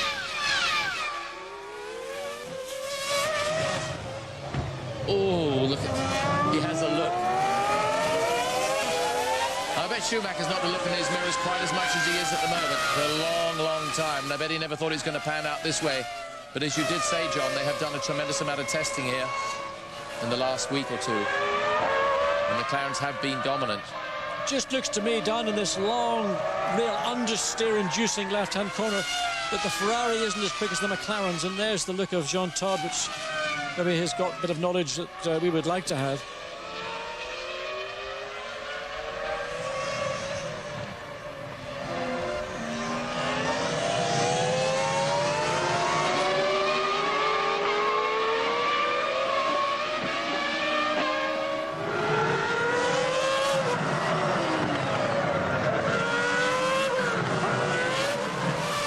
The line again, Schumacher just stretches the lead on acceleration. And Barrichello, in fact, beginning to draw up to the back of Häkkinen, so clearly the pace that Michael Schumacher is running at, and he's been doing 1:22s, and he's backing the field up. He's got now Barrichello within 2 seconds. Barrichello was running in the low 1:21s, and in fact, Trulli was doing a similar kind of time, so expect to see Trulli gradually make his way up. Look at that McLaren catch. I mean, just soars up. The brakes on that McLaren are outrageous. Absolutely outrageous the way that car catches up. Something like 30, 40 yards. One wonders, Derek, is there a problem with the Ferrari brakes? We know they had a problem back in Canada. That caused Schumacher to drop back quite dramatically, although he still won the race comfortably from his teammate. But the way that Schumacher's allowing Coulthard to catch up on brakes, there's got to be a problem somewhere. That's not normal, surely. Well, it's the combination too, John, as you said, of the fact he's getting all this push through the turns because he's ploughing into the corner so darn deep to try and, you know, carry that speed in. Or he's having to carry speed in, but he's trying to brake late. Down they come, this final little right-left chicane before they get to the final right-hand corner onto pit straight. Really, all you do is just follow your leader through there and try and get position for the next section of track.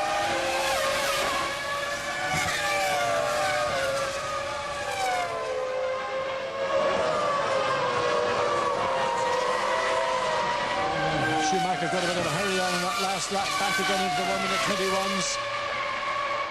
So the message certainly getting through. He's going to have to do a bit more than he had been over the previous laps. Coulthard down the inside. Can he do it? Yes, he's got him. He's got him now. Got the acceleration. He touched tyres and acceleration. What a great piece of driving by David. It'll be Mika Häkkinen next. Super. Here's Häkkinen having a look. Whoa, no, not a good place there, Mika. Super bit of driving by David. I mean, David really put the hammer down on that one and paid back to Schumacher what we saw Schumacher a few laps earlier do to David Coulthard. And one thing about David Coulthard, he's not afraid to go to the wall. Whatever it takes to do, he's going to get it done. Yeah, super bit of driving, one has to admit, but the car obviously superior at the moment. Now we'll see what he can do. Can he really pull away? He was doing 19s before. Let's see if he can pull away at 2 seconds a lap. And let's see what Mika Häkkinen. Here we go again. Michael just does not defend it this time. He just knows he's just too much in there. David's down the inside, makes it tight for him. They run wheel to wheel. And as they come out, David obviously moves across the road. Michael doesn't use all the road. We never quite saw the puff of smoke that I think I detected in the first. Here we go again. Let's see if we get it as they come out. Making it very tight for one another. This is real racing. Brilliant piece of racing. You can see it in Formula One. It's something else. There we go. He went the inside of Schumacher's front right tire. David struck it. Superb piece of work. And Derek, unlike the last time, Coulthard's hands never left the steering wheel. There was no thank you or anything like that. He just got the job done. I didn't think it was a thank you he gave him last time, actually, John, I have to admit. The time's down in the 20s as David Coulthard stretches his lead from Michael Schumacher, Mika Häkkinen in third, Barrichello fourth, Villeneuve fifth, Trulli sixth. Join us back here, Fox Sports Net at the French Grand Prix. Welcome back to Manicourt. Michael Schumacher and Mika Häkkinen into the pits. This is going to be a real battle between these two teams. Lap 43. David Coulthard still leads. Great stop by Ferrari. Oh, wow, what a stop. Great Where's stop. Häkkinen? Häkkinen gets more fuel on board for Häkkinen. I think the team decided that, well, we could get ahead of Schumacher in the pit stop by putting less fuel in. We'd have to come back in again. So McLaren have taken the gamble. They think that they can run quicker than Ferrari. But just remember that, of course, that Ferrari had a slightly longer pit stop the first time, 8.8 seconds, John, which might have meant they put the fuel in for Michael to carry on longer, but the tyres have dictated him going in sooner. Who knows? I don't know. It's David Coulthard, and there you can see the back of the McLaren now getting a little bit twitchy as well as he tries to get the power down. But Coulthard now with a clear lead from Rubens Barrichello in second place. What a fantastic piece of driving by David Coulthard. He's absolutely flying in this car. Jacques Villeneuve there had a long pit stop. Haven't seen much of Jacques in this race, but he's right up there.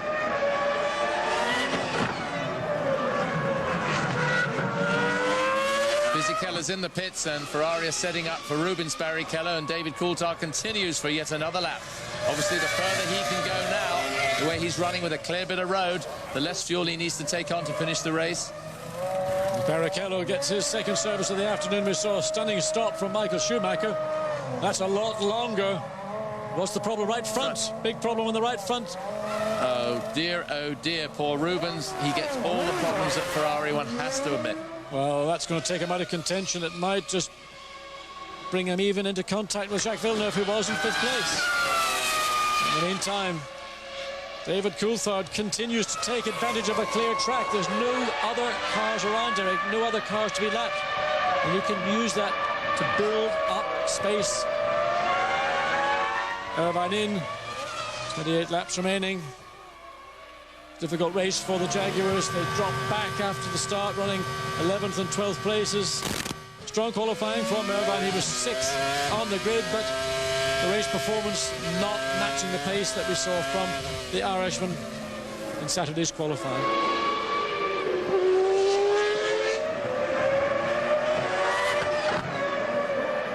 Coulthard continues out, stays out. There are the championship positions after 8 rounds. Michael Schumacher, 56 points, 22 behind. David Coulthard, Mika Häkkinen a further 2 behind his teammate. Barrichello on 28, and then superb job by the Benetton team for Giancarlo Fisichella. And then Ralf Schumacher, probably slightly performing above what people had expected from BMW in their first season of Grand Prix.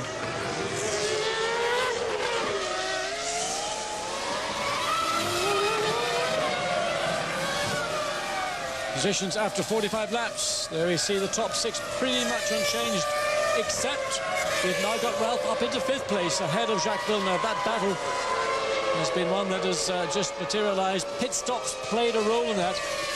Well, we've seen the Jordans drop back. Trulli's last out, Frenzen's last out. Ralf Schumacher, the big winner in that little battle. We see it was Jacques Villeneuve had a 10.8 second pit stop, John. That's what did it, and that's what helped Ralf get up into that 5th place.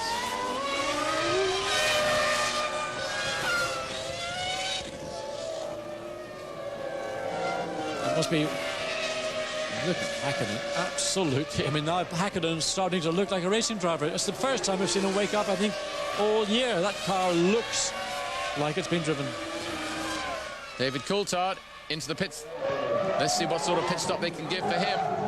Will it dictate anything? Will the Ferrari Michael Schumacher have a couple of really fast laps, a reasonably good pit stop. Come on, let's make sure David's stop is clean and clear. Is it good? Is it good? Not bad at all. 8-second pit stop. It certainly wasn't as quick as we saw from Michael Schumacher, but it was safe. It's safe. Here's the Ferrari, and here comes Coulthard, still behind. So there you go. There's your first three going by right now. 1, 2, and 3. So good job by the McLaren team. They've put enough fuel on board. Coulthard gets back out into the lead. It's critical now. This out lap, he makes the most of it because Schumacher, with the momentum built up, will try to claw back some of that lost time. Yeah, Schumacher lapping a second and a half quicker than he was before his pit stop. And he's pulling away from Häkkinen as well. Yeah, well, he's got this. I don't know what the tyres were they put on. The tyres do vary. I mean, they go in the same moulds, but somehow they come out. They have different increases in temperatures within each tyre, and you cannot just compare them. You cannot get them out in practice and go out and get them right because it's different on the day. Different ambient temperature too. And also the whole thing about tyre pressures is very critical on a Formula One car with a pretty high track temperature right now. Maybe Ferrari just tried to sneak something that they thought might work for them, but clearly it didn't.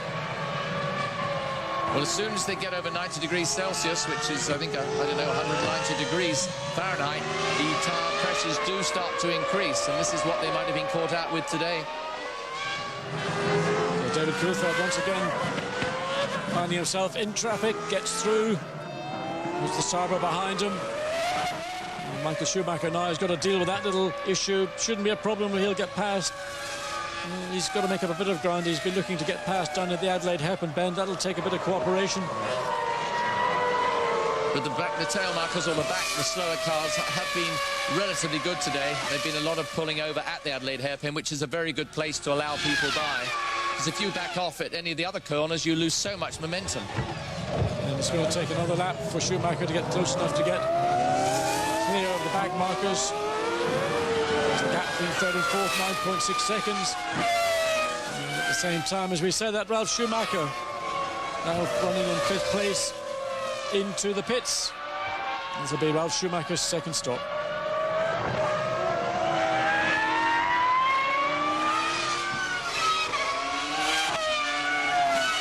Sign there, Naomi Campbell, the perfume. Yeah, well, I didn't think she was a racing driver. Well, no, I didn't either, but her perfume would certainly be French. Let's just see what happens here. Ooh, Mika. Who gets it all? Whoa, look at, he took off a bit there. I was wondering just what that was like if you hit it hard, and you saw that. You don't really gain much time with that, Mika. And his hand came up out of the cockpit. I don't know whether he hit himself when he went through. So let's have a look. David Coulthard. Laps led now 8 out of the 47. There have been 4 lead changes. 17 cars remaining. Fastest lap currently by David Coulthard, 1:19.479. DC had the quickest race lap last year before the rain came down. 1:19.2. So I expect we'll see a quicker time yet from him. Out of the race, we got Ricardo Zonta with brakes, Herbert with gearbox, Verstappen with gearbox. Mazzacane had a big off, as did Wurz.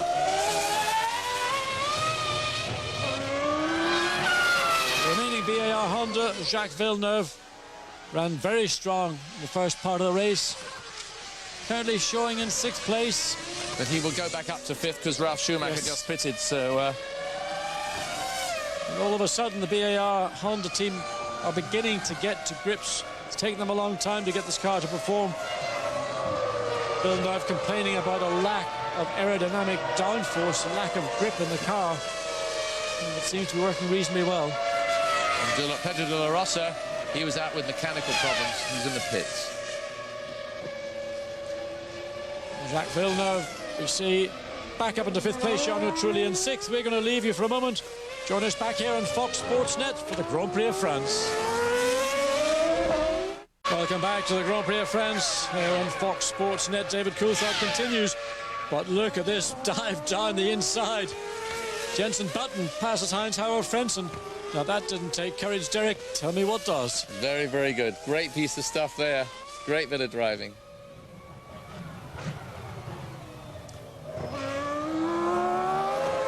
So let's just recall what took place back at the start of this Grand Prix. Schumacher on the right, David Coulthard on the left, and suddenly the Ferraris pull straight to the left. Blocks Coulthard, allows Barrichello to slide round the outside. Ferrari 1-2, McLaren 3-4. David Coulthard takes a dive down the outside. Schumacher on the inside says, sorry, David. David responds with a little hand gesture. But eventually, the inevitable happened. Coulthard this time down the inside forces Schumacher wide. A little bit of contact, a little puff of smoke. Coulthard gets the job done, but Schumacher's in problem. We think maybe a set of tyres. So let's have a look and see where the teams stand. McLaren third, with Hakkinen and Coulthard leading comfortably. Michael Schumacher second, Rubens Barrichello fourth for Ferrari. Frentzen in 8th place, and he's just been overtaken by Jenson Button. He's down to 9th, Trulli in 7th. Irvine struggling in 14th, Johnny Herbert, another retirement. Ralf Schumacher doing a great job in 6th, Jenson Button becoming very racy indeed, up to that 9th place. Fisichella in 10th, disappointment for him and Benetton this afternoon. Wurz, well, I suppose one might say somewhat predictable. Down the inside, makes a mistake. Alesi 15th, Heidfeld 13th for Prost, and again, great disappointment from the former 4-times world champion Alain Prost. Sauber Deniz is 12th, Mika Salo running in 11th. For Arrows, Verstappen we saw out. Pedro de la Rosa now also makes it a double retirement for the Arrows team. And Minardi, 16th for Genet. Mazzacane, we saw him earlier in the race take a trip over the gravel down at Estoril. Well and truly out. Well, I'm afraid oh, there you go. And Jacques Villeneuve, BAR Honda 5th. Great drive from the Canadian. Ricardo Zonta, we saw him stop earlier in the race, also in the tyre barrier. So only one remaining for the BAR Honda. I have to sort of steal your thunder a bit here, John. We got a bit carried away back there, and in fact, the overtaking manoeuvre we saw was Ralf actually overtaking Trulli. There's a replay here of Barrichello taking to the dirt, the same place as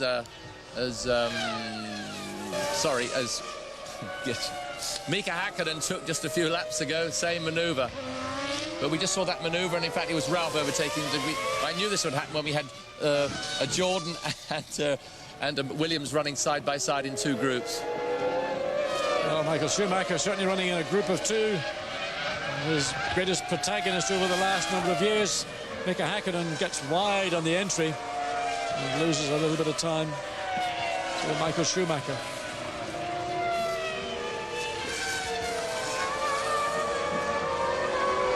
Up through the M&AS, it's very quick, difficult to read it.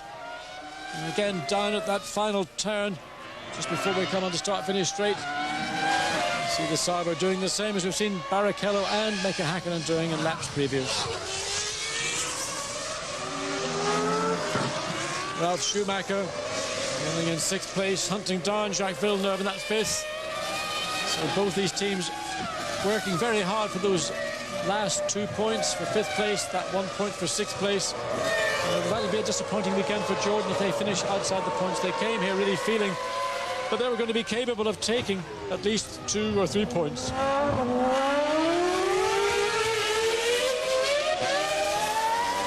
that's the dice between Frentzen and Button. Well, we're looking at the strategy. What are Ferrari going to do, Derek? Are they flat out? Absolutely. Michael Schumacher is absolutely having the toughest race of this year, in my opinion. Absolutely on the limit. You can see the way he streaks into those fast corners where he pulls out a little bit, I believe through his extra skills against Mika Hakkinen, but Mika managing to do it under brakes at the various points. That braking seems to be more efficient on that McLaren. David Coulthard having no trouble at all. And of course he's about to lap Jenson Button. There's David Coulthard. This might slow down a bit. Jenson will want to keep in contact with Frentzen. Well, there will be flags around the circuit. If you go past the blue flag, if it is waved at you, you go past more than 3 posts, then you will be in problems. Oh, look at Hakkinen. Look at Hakkinen. Marc Genet staying well and truly well. Is he out of the way? Yes, he is. He pulls over. Couldn't get further out of the way this time. Look at the speed as they go into that Estoril curve. Hakkinen catching up just on that entry there. Just looking at situations. If Michael Schumacher were to finish in second place, he would go on to 62 points, and if Coulthard went on to win this race, Coulthard would be in 44, so the difference would be 18. Still a very healthy and comfortable lead at this midpoint of the championship season. The lead Ferrari scratching their heads a bit as to why they just didn't have the performance, but it's sure to do some with this very, very super smooth circuit. Hakkinen just removing something, looks like a tear off from his helmet just to help the vision, running close behind another car like this. There's a lot of dust, road, grime, whatever. Visibility, very important. I've just got to give you a little bit of trivia nonsense here. Do you know where the highest concentration of Ferraris is in Great Britain? It's up near Manchester, I believe. It's Woking, where McLaren come from. Isn't that funny? I thought it was hilarious when I read it the other day in the newspaper. Well, it's certainly the choice of a few hairdressers and the likes. And Woking is just southwest of London, one of the wealthy and residential belts. Not only Ferraris, but Rolls-Royce and Mercedes and whatever else. With 14 laps to go, David Coulthard continues to lead at this stage now comfortably from Michael Schumacher, who's under pressure from Mika Hakkinen. Barrichello dropping back a little bit from this battle for third place. Jacques Villeneuve still a strong fifth place. Ralf Schumacher in sixth. Oh, Michael lost it. He lost it under braking right at the end. Lets Mika Hakkinen through. That's all Mika needed. He worried Michael into that virtual submission. Well, that's a strange, almost unforced error from Michael Schumacher. For no real reason did he see him overshoot the corner. He just locked up a brake, John. No, he locked up a brake. He just suddenly dived, I believe, as he locked up a brake. He had Mika under control. Mika was there. And it's the last bit. It is a problem. Really Schumacher's slowing down. You're absolutely right, John. I apologise. Well, there was something must have gone wrong. It was unusual for Schumacher to make a driver error at that stage of a race. And Schumacher is in trouble. Look, there's the smile on Jari Hakkinen. Jean Todt, his face looks absolute stunning. That's an engine problem, Derek. Yes, that is an engine problem. Just what Michael didn't need, or is it the gearbox? Hydraulics. Yes. I think that's an engine, don't you? I mean, he actually drove across I mean, strange to see Michael do that. Now, suddenly, this race has taken on a completely different personality. Michael Schumacher, the championship leader on 56 points, is not going to score here this afternoon. He's out. On lap 59, Jean Todt not looking happy at all. How things swing around. But, you know, Ferraris have been so incredibly reliable this year and last year. Every now and again, they have to have these dramas, these problems. Maybe some of this has been, maybe the whole race has been the fact maybe the gearbox has been running a bit slow. Here we go, let's watch it. As they come down, Michael's braking very, very firmly, and then right the last second, look at that, he almost locks up the rear wheels. Something happened to lock up the rear wheels, probably through the transmission, John. Yeah, there's something you could see clearly that when it breaks down into the corner, the car then suddenly leaps to the left. As the sole of Ferrari, Barrichello in third place, up to fourth place, Jacques Villeneuve. There's Michael Schumacher, and that look at the look on his face. He is not happy. He's acknowledging that of the crowds. But he's the most realistic of drivers out there, and he knows these things do happen. He won't be happy, but he knows that things had to go wrong, and they do from time to time for everybody. McLaren have had their fair share of dramas this year. And Ferraris are getting them now. So, things going to go right for McLaren finally here in Manicourt. They're leading. David Coulthard, their second. Mika Hakkinen, Rubens Barrichello in third. We'll be back here on Fox Sports Net with the Grand Prix of France. Welcome back to the Grand Prix of France and Fox Sports Net, Manicourt, in the heart of rural regional France. And in 2 weeks' time, we're off to the Austrian Grand Prix. Sunday, July the 16th, 10 a.m. local on Fox Sports Net. David Coulthard continues to stretch the lead from teammate Mika Hakkinen in second place after that sudden and unexpected retirement from Michael Schumacher 2 laps ago. The two-time world champion and current championship leader, still with a comfortable lead in the championship, makes his way back to the pits, and it will be a stony-faced Jean Todt that greets him there. As we see, with 10 laps to go, that battle taking place. Frentzen in 7th place, Jenson Button in 8th, and now Giancarlo Fisichella in the Benetton.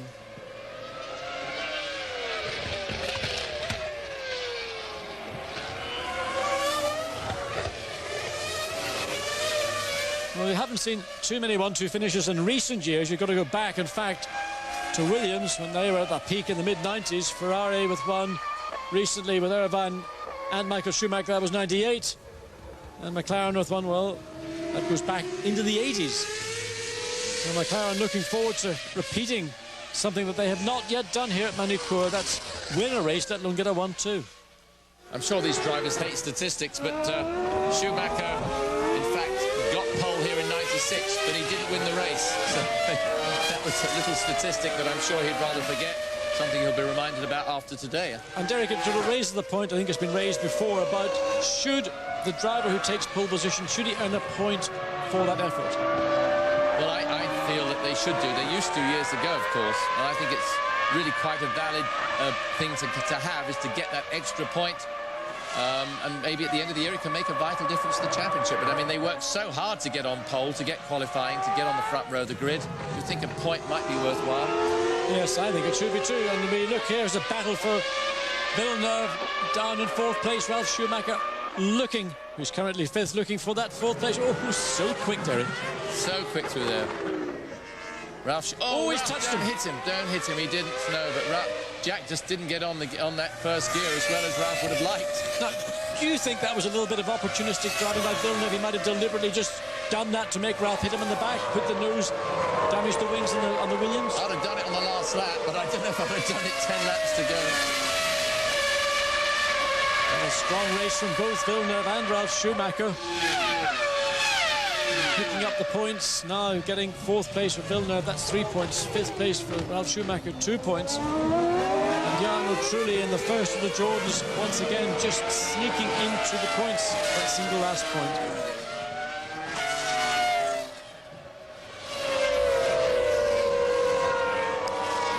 So let's have a little look and see what we've had so far. The Grand Prix of Australia, pulled by Mika Häkkinen, but most importantly, Michael Schumacher won that race. Off to Brazil, Mika Häkkinen another pole and another win for Michael Schumacher. San Marino, Häkkinen and Schumacher as well. Grand Prix of Great Britain, Rubens Barrichello got a pole in wet conditions. David Coulthard got the first of his 2 wins this year.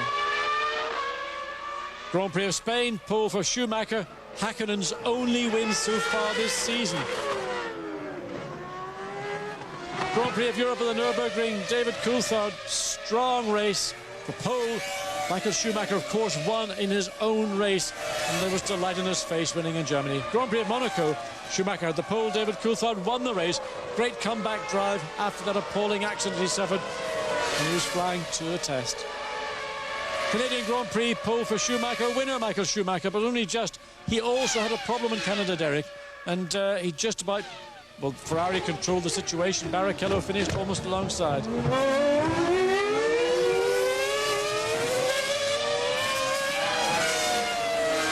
Ralf Schumacher really has had some stirring drives last year and this year for Williams. He really has sort of matured beyond his age, really. I think he's done a magnificent job the last 2 seasons. This year, too, always right there, pushing that Williams car. They must be very happy with him in the team. But just going back to Frank's Williams' sort of philosophy, it makes you really wonder how much more Ralf Schumacher can give. And this is the battle between the second of the Jordans with Frentzen. Jenson Button been on his case pretty much all of the second half of the race. This is for 7th and 8th positions. It also makes you wonder what Montoya can give if he comes in, because I don't think he's going to find it that easy. Coming into a team with a guy like young Ralf Schumacher in there with all this experience behind him. And Frentzen locks up, gives Button an opportunity to draw closer. So a tough battle here for these positions just outside the point. Must be frustrating. Frentzen just 1 point or 1 position away from getting in the points. Button right on his case, not allowing him to relax at any point. But a great lesson for Jenson Button. A superb lesson in art and craft from a very experienced, talented driver, Frentzen. Button must be learning a tremendous amount. 6 laps to go. Button, I just wonder, are we going to see a sort of a real shut your eyes and take a dive down into one of these slower corners to try and wrestle away one more position. I mean, in reality, it doesn't make any difference to their positions in the championship, but it's just one of those things. If you're a racer, you've got to go for it. Oh, you've got to beat the bloke in front. Because I still like it on the road. That's the trouble. But it's absolutely vital that he hangs in there and doesn't make an error. And David Coulthard done an absolutely superb job. He's just driven away from the field. And once he assumed the lead from Michael Schumacher at mid-distance, he has been the class of the field. And really, it's as if David Coulthard has come of age, and it's really been since that tragic plane crash. It's quite interesting, actually, because each time Gilles de Ferran, his very close friend, wins in kart, David goes out the next weekend and wins the Grand Prix. It's happened twice now in the last 2 races. David Coulthard comes up to complete another lap as we look at the field. Coulthard, Hakkinen, Barrichello, Villeneuve, Ralf Schumacher, Jarno Trulli. Stay with us on Fox Sports Net. We'll be back in France in a moment. Welcome back to Magny-Cours, the Grand Prix of France. There is the remaining Ferrari, Rubens Barrichello in 3rd place. We saw Michael Schumacher unexpectedly mechanical failure. We don't know whether it's engine, transmission, whatever, but suddenly it stopped him and he is out of the French Grand Prix. Dominated qualifying, led the early stages. David Coulthard finally, after 2 attempts, got by. Now it's an all McLaren Mercedes-Benz 1-2.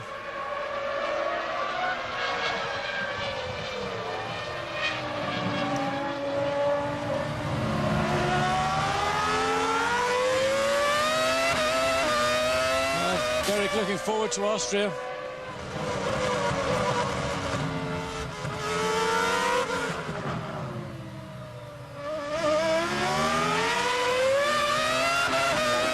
Rubens Barrichello just going through the motions, but Derek looking forward to Austria. Totally different track to Magny-Cours, bit about power, certain amount of aerodynamics, and we saw Irvine score a fine win there last year, out sort of strategy McLaren, but now McLaren, having come very strong here, Magny-Cours, look like they could be picking up the momentum that they've lost this season. Well, McLaren never stay down for long, like Ferrari never stay down for long, and I'm sure Adrian Newey and the boys at McLaren will have something up their sleeve for the Grand Prix when they get there. A lot of opposite lot going on there between Villeneuve and Ralf Schumacher. Of course, this is a battle for 4th place.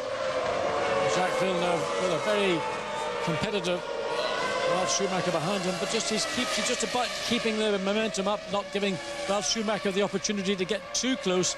Eddie Irvine, of course, running a lap behind in the sole remaining Jaguar in this race. Villeneuve again locks up Ralf, looks for any sign of weakness, any sign of opportunity. And once the message is there, it'll be taken gratefully.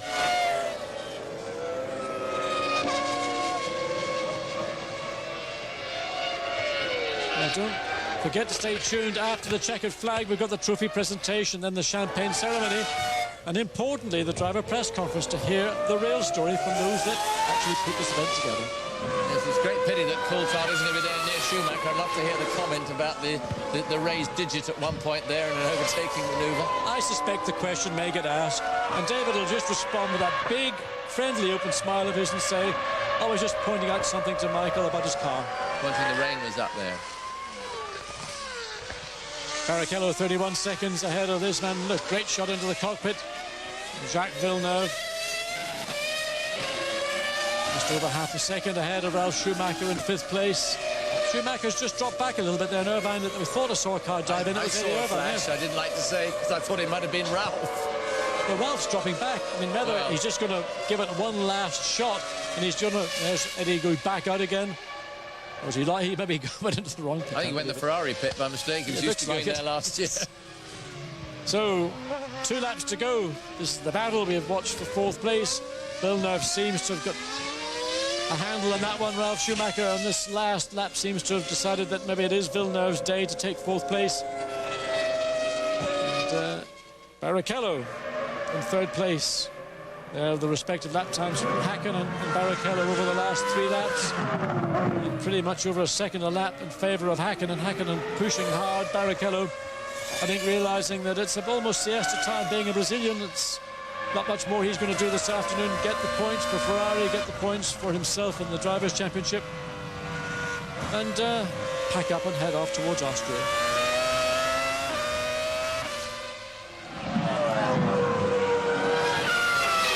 Certainly didn't seem to be pressing on at that point, did Rubens. He was taking it very carefully, just trying to get some points. Remember, constructors' points are very important in the championship as well. And he may well have a problem. I did notice he made a downshift at a funny point in the middle of the Estoril curve. Well, in fact, back in the Monaco Grand Prix, we also saw Rubens Barrichello. He was given a signal after Schumacher had retired with that exhaust failure that Rubens was told to back off, not to push hard. Now, the team knew from all the telemetry in the pitch what is going on. So maybe Rubens has been told yet again just to cool it and take his position in third place. Last lap, David Coulthard. Absolutely masterful drive this afternoon from the young Scot. Born in Scotland in a small town called Twinholme. And made his debut in Spain 1994 in the Williams team. And then joined McLaren. Best championship years, so 8 wins for David Best, championship 95 and 97. And 9 poles, 11 fastest laps in the race. This has to be, I believe, as great a race as I've seen him drive. Coming through, he didn't inherit anything. Irvine, I don't know what Eddie's trying to do, unlap himself or take David off in the meantime, I'm not sure. Well, I'll tell you what, Eddie, I don't know what he needs to do. I mean, he's a lap, probably 2 laps down now, and David Coulthard, who comes up for the final time through the Imola chicane. Now into this long, difficult corner, the Chateau d'Eau. Oversteer on the exit's always a problem. Eddie's still racing. Eddie wants to get in the pictures in the newspapers tomorrow morning, but what a great drive by David Coulthard. Indeed, through that chicane for the last time, down into the hairpin, all the way down to first gear, then accelerates across the line. David Coulthard wins in France.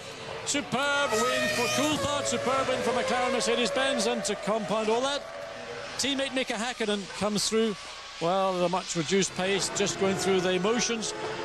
Takes it second place, a 1-2 for McLaren, and that will bring delight to the team from Woking. This has been a bogey circuit for them since 1991. Rubens Barrichello now down through the S's the last time, and Rubens just cruises down to first gear, picks up the throttle. 1, 2, 3, McLaren, Ferrari. We look now to see the battle for fourth place. Jacques Villeneuve and Rubens Barrichello. We'll be back here in the Grand Prix of France in a moment on Fox Sports Net. The Grand Prix of France on Fox Sports Net has been brought to you by Toyota. Toyota, making it happen every day. It's been a great day at Manicourt for the McLaren Mercedes-Benz team. David Coulthard takes the win from teammate Mika Häkkinen. Barrichello third for Ferrari, Villeneuve fourth for BAR, Ralf Schumacher fifth for Williams, and Trulli gets a single point for Jordan. Frentzen seventh, Button eighth, Fisichella ninth, Salo 10th, Diniz 11th, Heidfeld 12th. Disappointment for Irvine in 13th, bigger disappointment for Alesi in 14th, and Marc Genet 15th. Schumacher still leads in spite of his retirement, 12 points ahead of Coulthard. Häkkinen third, Barrichello fourth, Fisichella and Ralf Schumacher round out the top 6. Villeneuve, Trulli, Frentzen, Irvine, Salo and Button. And finally Verstappen, Zonta and Pedro de la Rosa. And in the Constructors' Championship, Ferrari still have that slender lead. 88 over 82 of McLaren, 18 to Benetton, 17 to Williams, 11 to Jordan and 9 to BAR. Jaguar have 3, Sauber have 3 and Arrows have 3. Well, let's have a look at the podium. One very happy man indeed, David Coulthard, that familiar smile. Such a nice guy. McLaren team absolutely delighted indeed as Rubens Barrichello joins David Coulthard, and finally Mika Häkkinen as well. Pity we don't make it on the podium. Pity we don't see Ron Dennis up there. I would have thought he'd have been up there for this victory.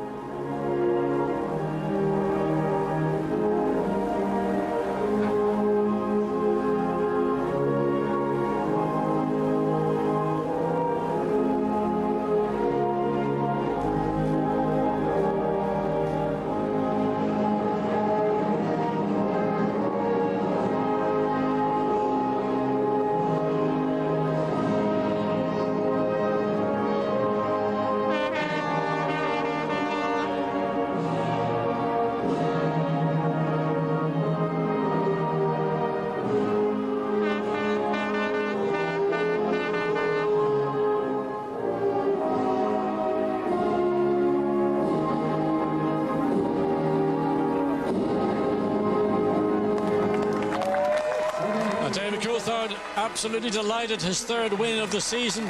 And what a season it's been after the tragedy of that plane accident in France some 3 months now ago. David Coulthard receives the winner's trophy from the Prime Minister of France, Lionel Jospin. And it is a delighted David Coulthard. You can see the smile, the body language. David's waited a long time to be in a position in the McLaren Mercedes-Benz team where he can actually win. And Adrian Newey from the team, the aerodynamicist, the technical director of McLaren, receives the winner's Constructors' Trophy. Mika Häkkinen receives his second place from Madame Bouffet, the Minister for Sport in France. And Mika doesn't look really all that unhappy about finishing second. And that's something fairly new, I think, for all of us to have to deal with. Rubens Barrichello, well, it was a sort of a drive to the finish. And Michael Schumacher's retirement, of course, maybe that signalled that Rubens Barrichello was also maybe going to be required to just back off. We didn't want to see two Ferraris retiring. But now it's this champagne spray. It's Mum Champagne. Coulthard runs off stage, so he's going to give it to the team, the mechanics. And David, he's never afraid to take a good mouthful, a good swig. And there's his own little version of the Fountain of Trevi. And straight in the eyes from Rubens Barrichello. Nothing worse than neat champagne and eyes that have been sweaty and strained over 2 hours of Grand Prix racing. Häkkinen now is dueling champagne. So David Coulthard celebrates on his cool down lap. The drivers' press conference will be coming up in a moment on Fox Sports Net. Stay with us and listen to what they have to say. Welcome back to Manucourt, and let's go to the press room immediately to hear from a jubilant David Coulthard, Mika Häkkinen and Rubens Barrichello. Welcome to the top three finishers in the 2000 French Grand Prix. David Coulthard, Mika Häkkinen and Rubens Barrichello. David, despite an eventful start, which saw you get stuck behind Rubens, so smooth, so aggressive, so fast, was there ever a moment in that race that you thought you weren't going to win?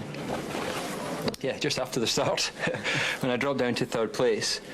It's one thing believing you have a quick car, it's another thing finding a way past. And I have to say, initially, I had a lot of understeer, and Rubens was actually quicker. But once the car sort of settled down, then I was able to sort of play to the strengths that I had, which I was very good on the brakes. We ran quite low wing to be good at the end of the straight, to give me the opportunity to get in the inside. And from there, I just felt that I always knew that I had the chance to overtake, and it was just a question of weighing up the risk. And you know, I have to say that in the end, both Rubens and Michael were very fair, hard but fair, and it was a good race. Tell us a bit more about that first attempt when you tried to overtake Michael at the Adelaide hairpin. You seemed a bit unhappy about it.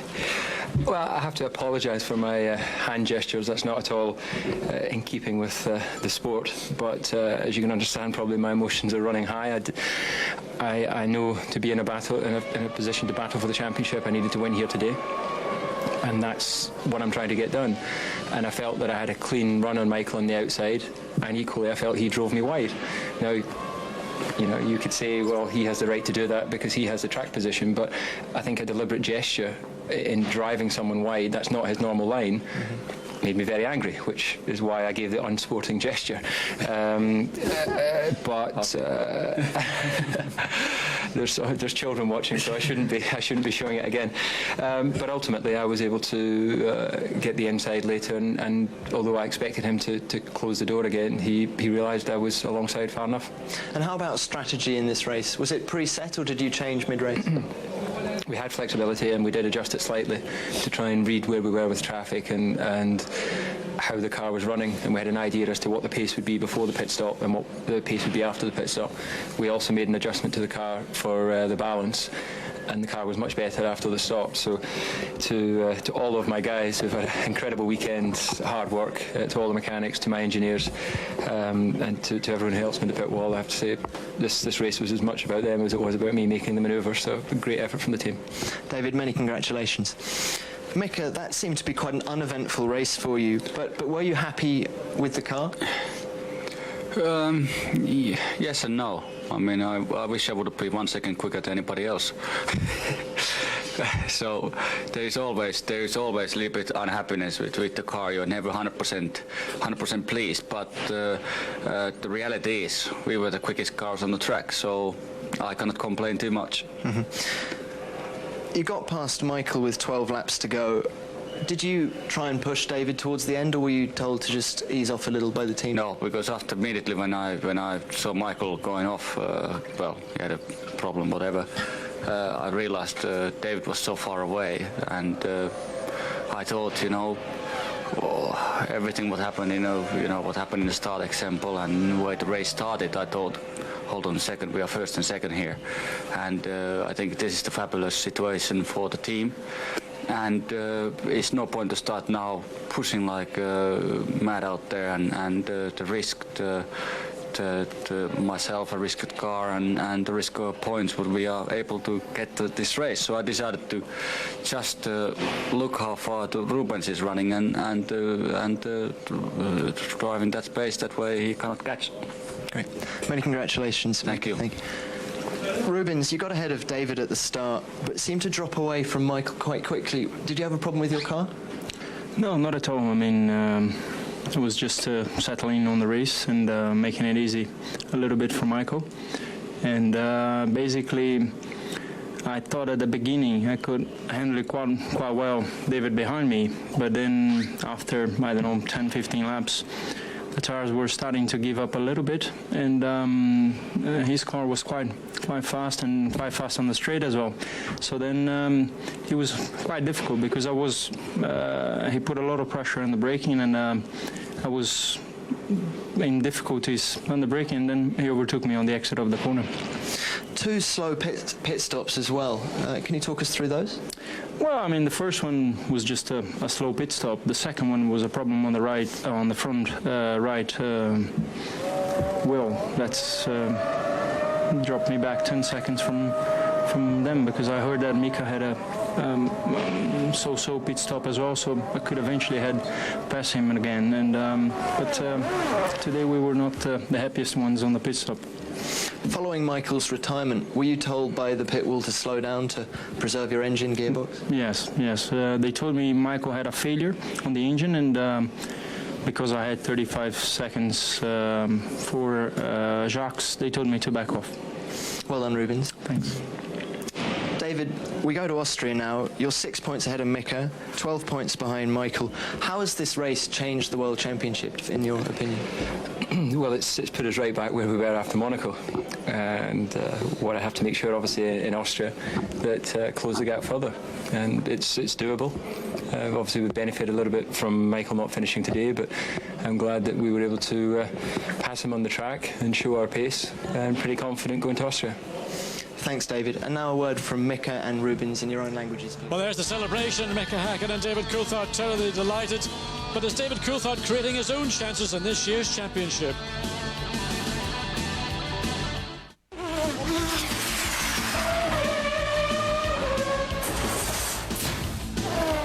In 2 weeks' time, we're off to the Grand Prix of Austria, July the 16th, 10 a.m. local, except Florida, 4:30 p.m. local on Fox Sports Net. Here are the results. Big win for McLaren. They've closed the gap on Ferrari. Good drives from Villeneuve, Ralf Schumacher and Jarno Trulli. Let's look at our email address. Keep sending those emails to us to formula1@foxsports.net. Well, I just thought a great drive by McLaren, but of course it's really closed the gap, put some inspiration into these results. Ferrari and McLaren, very close constructors. See you in 2 weeks in Austria. Don't forget, get the apple strudel out. We'll be there with you.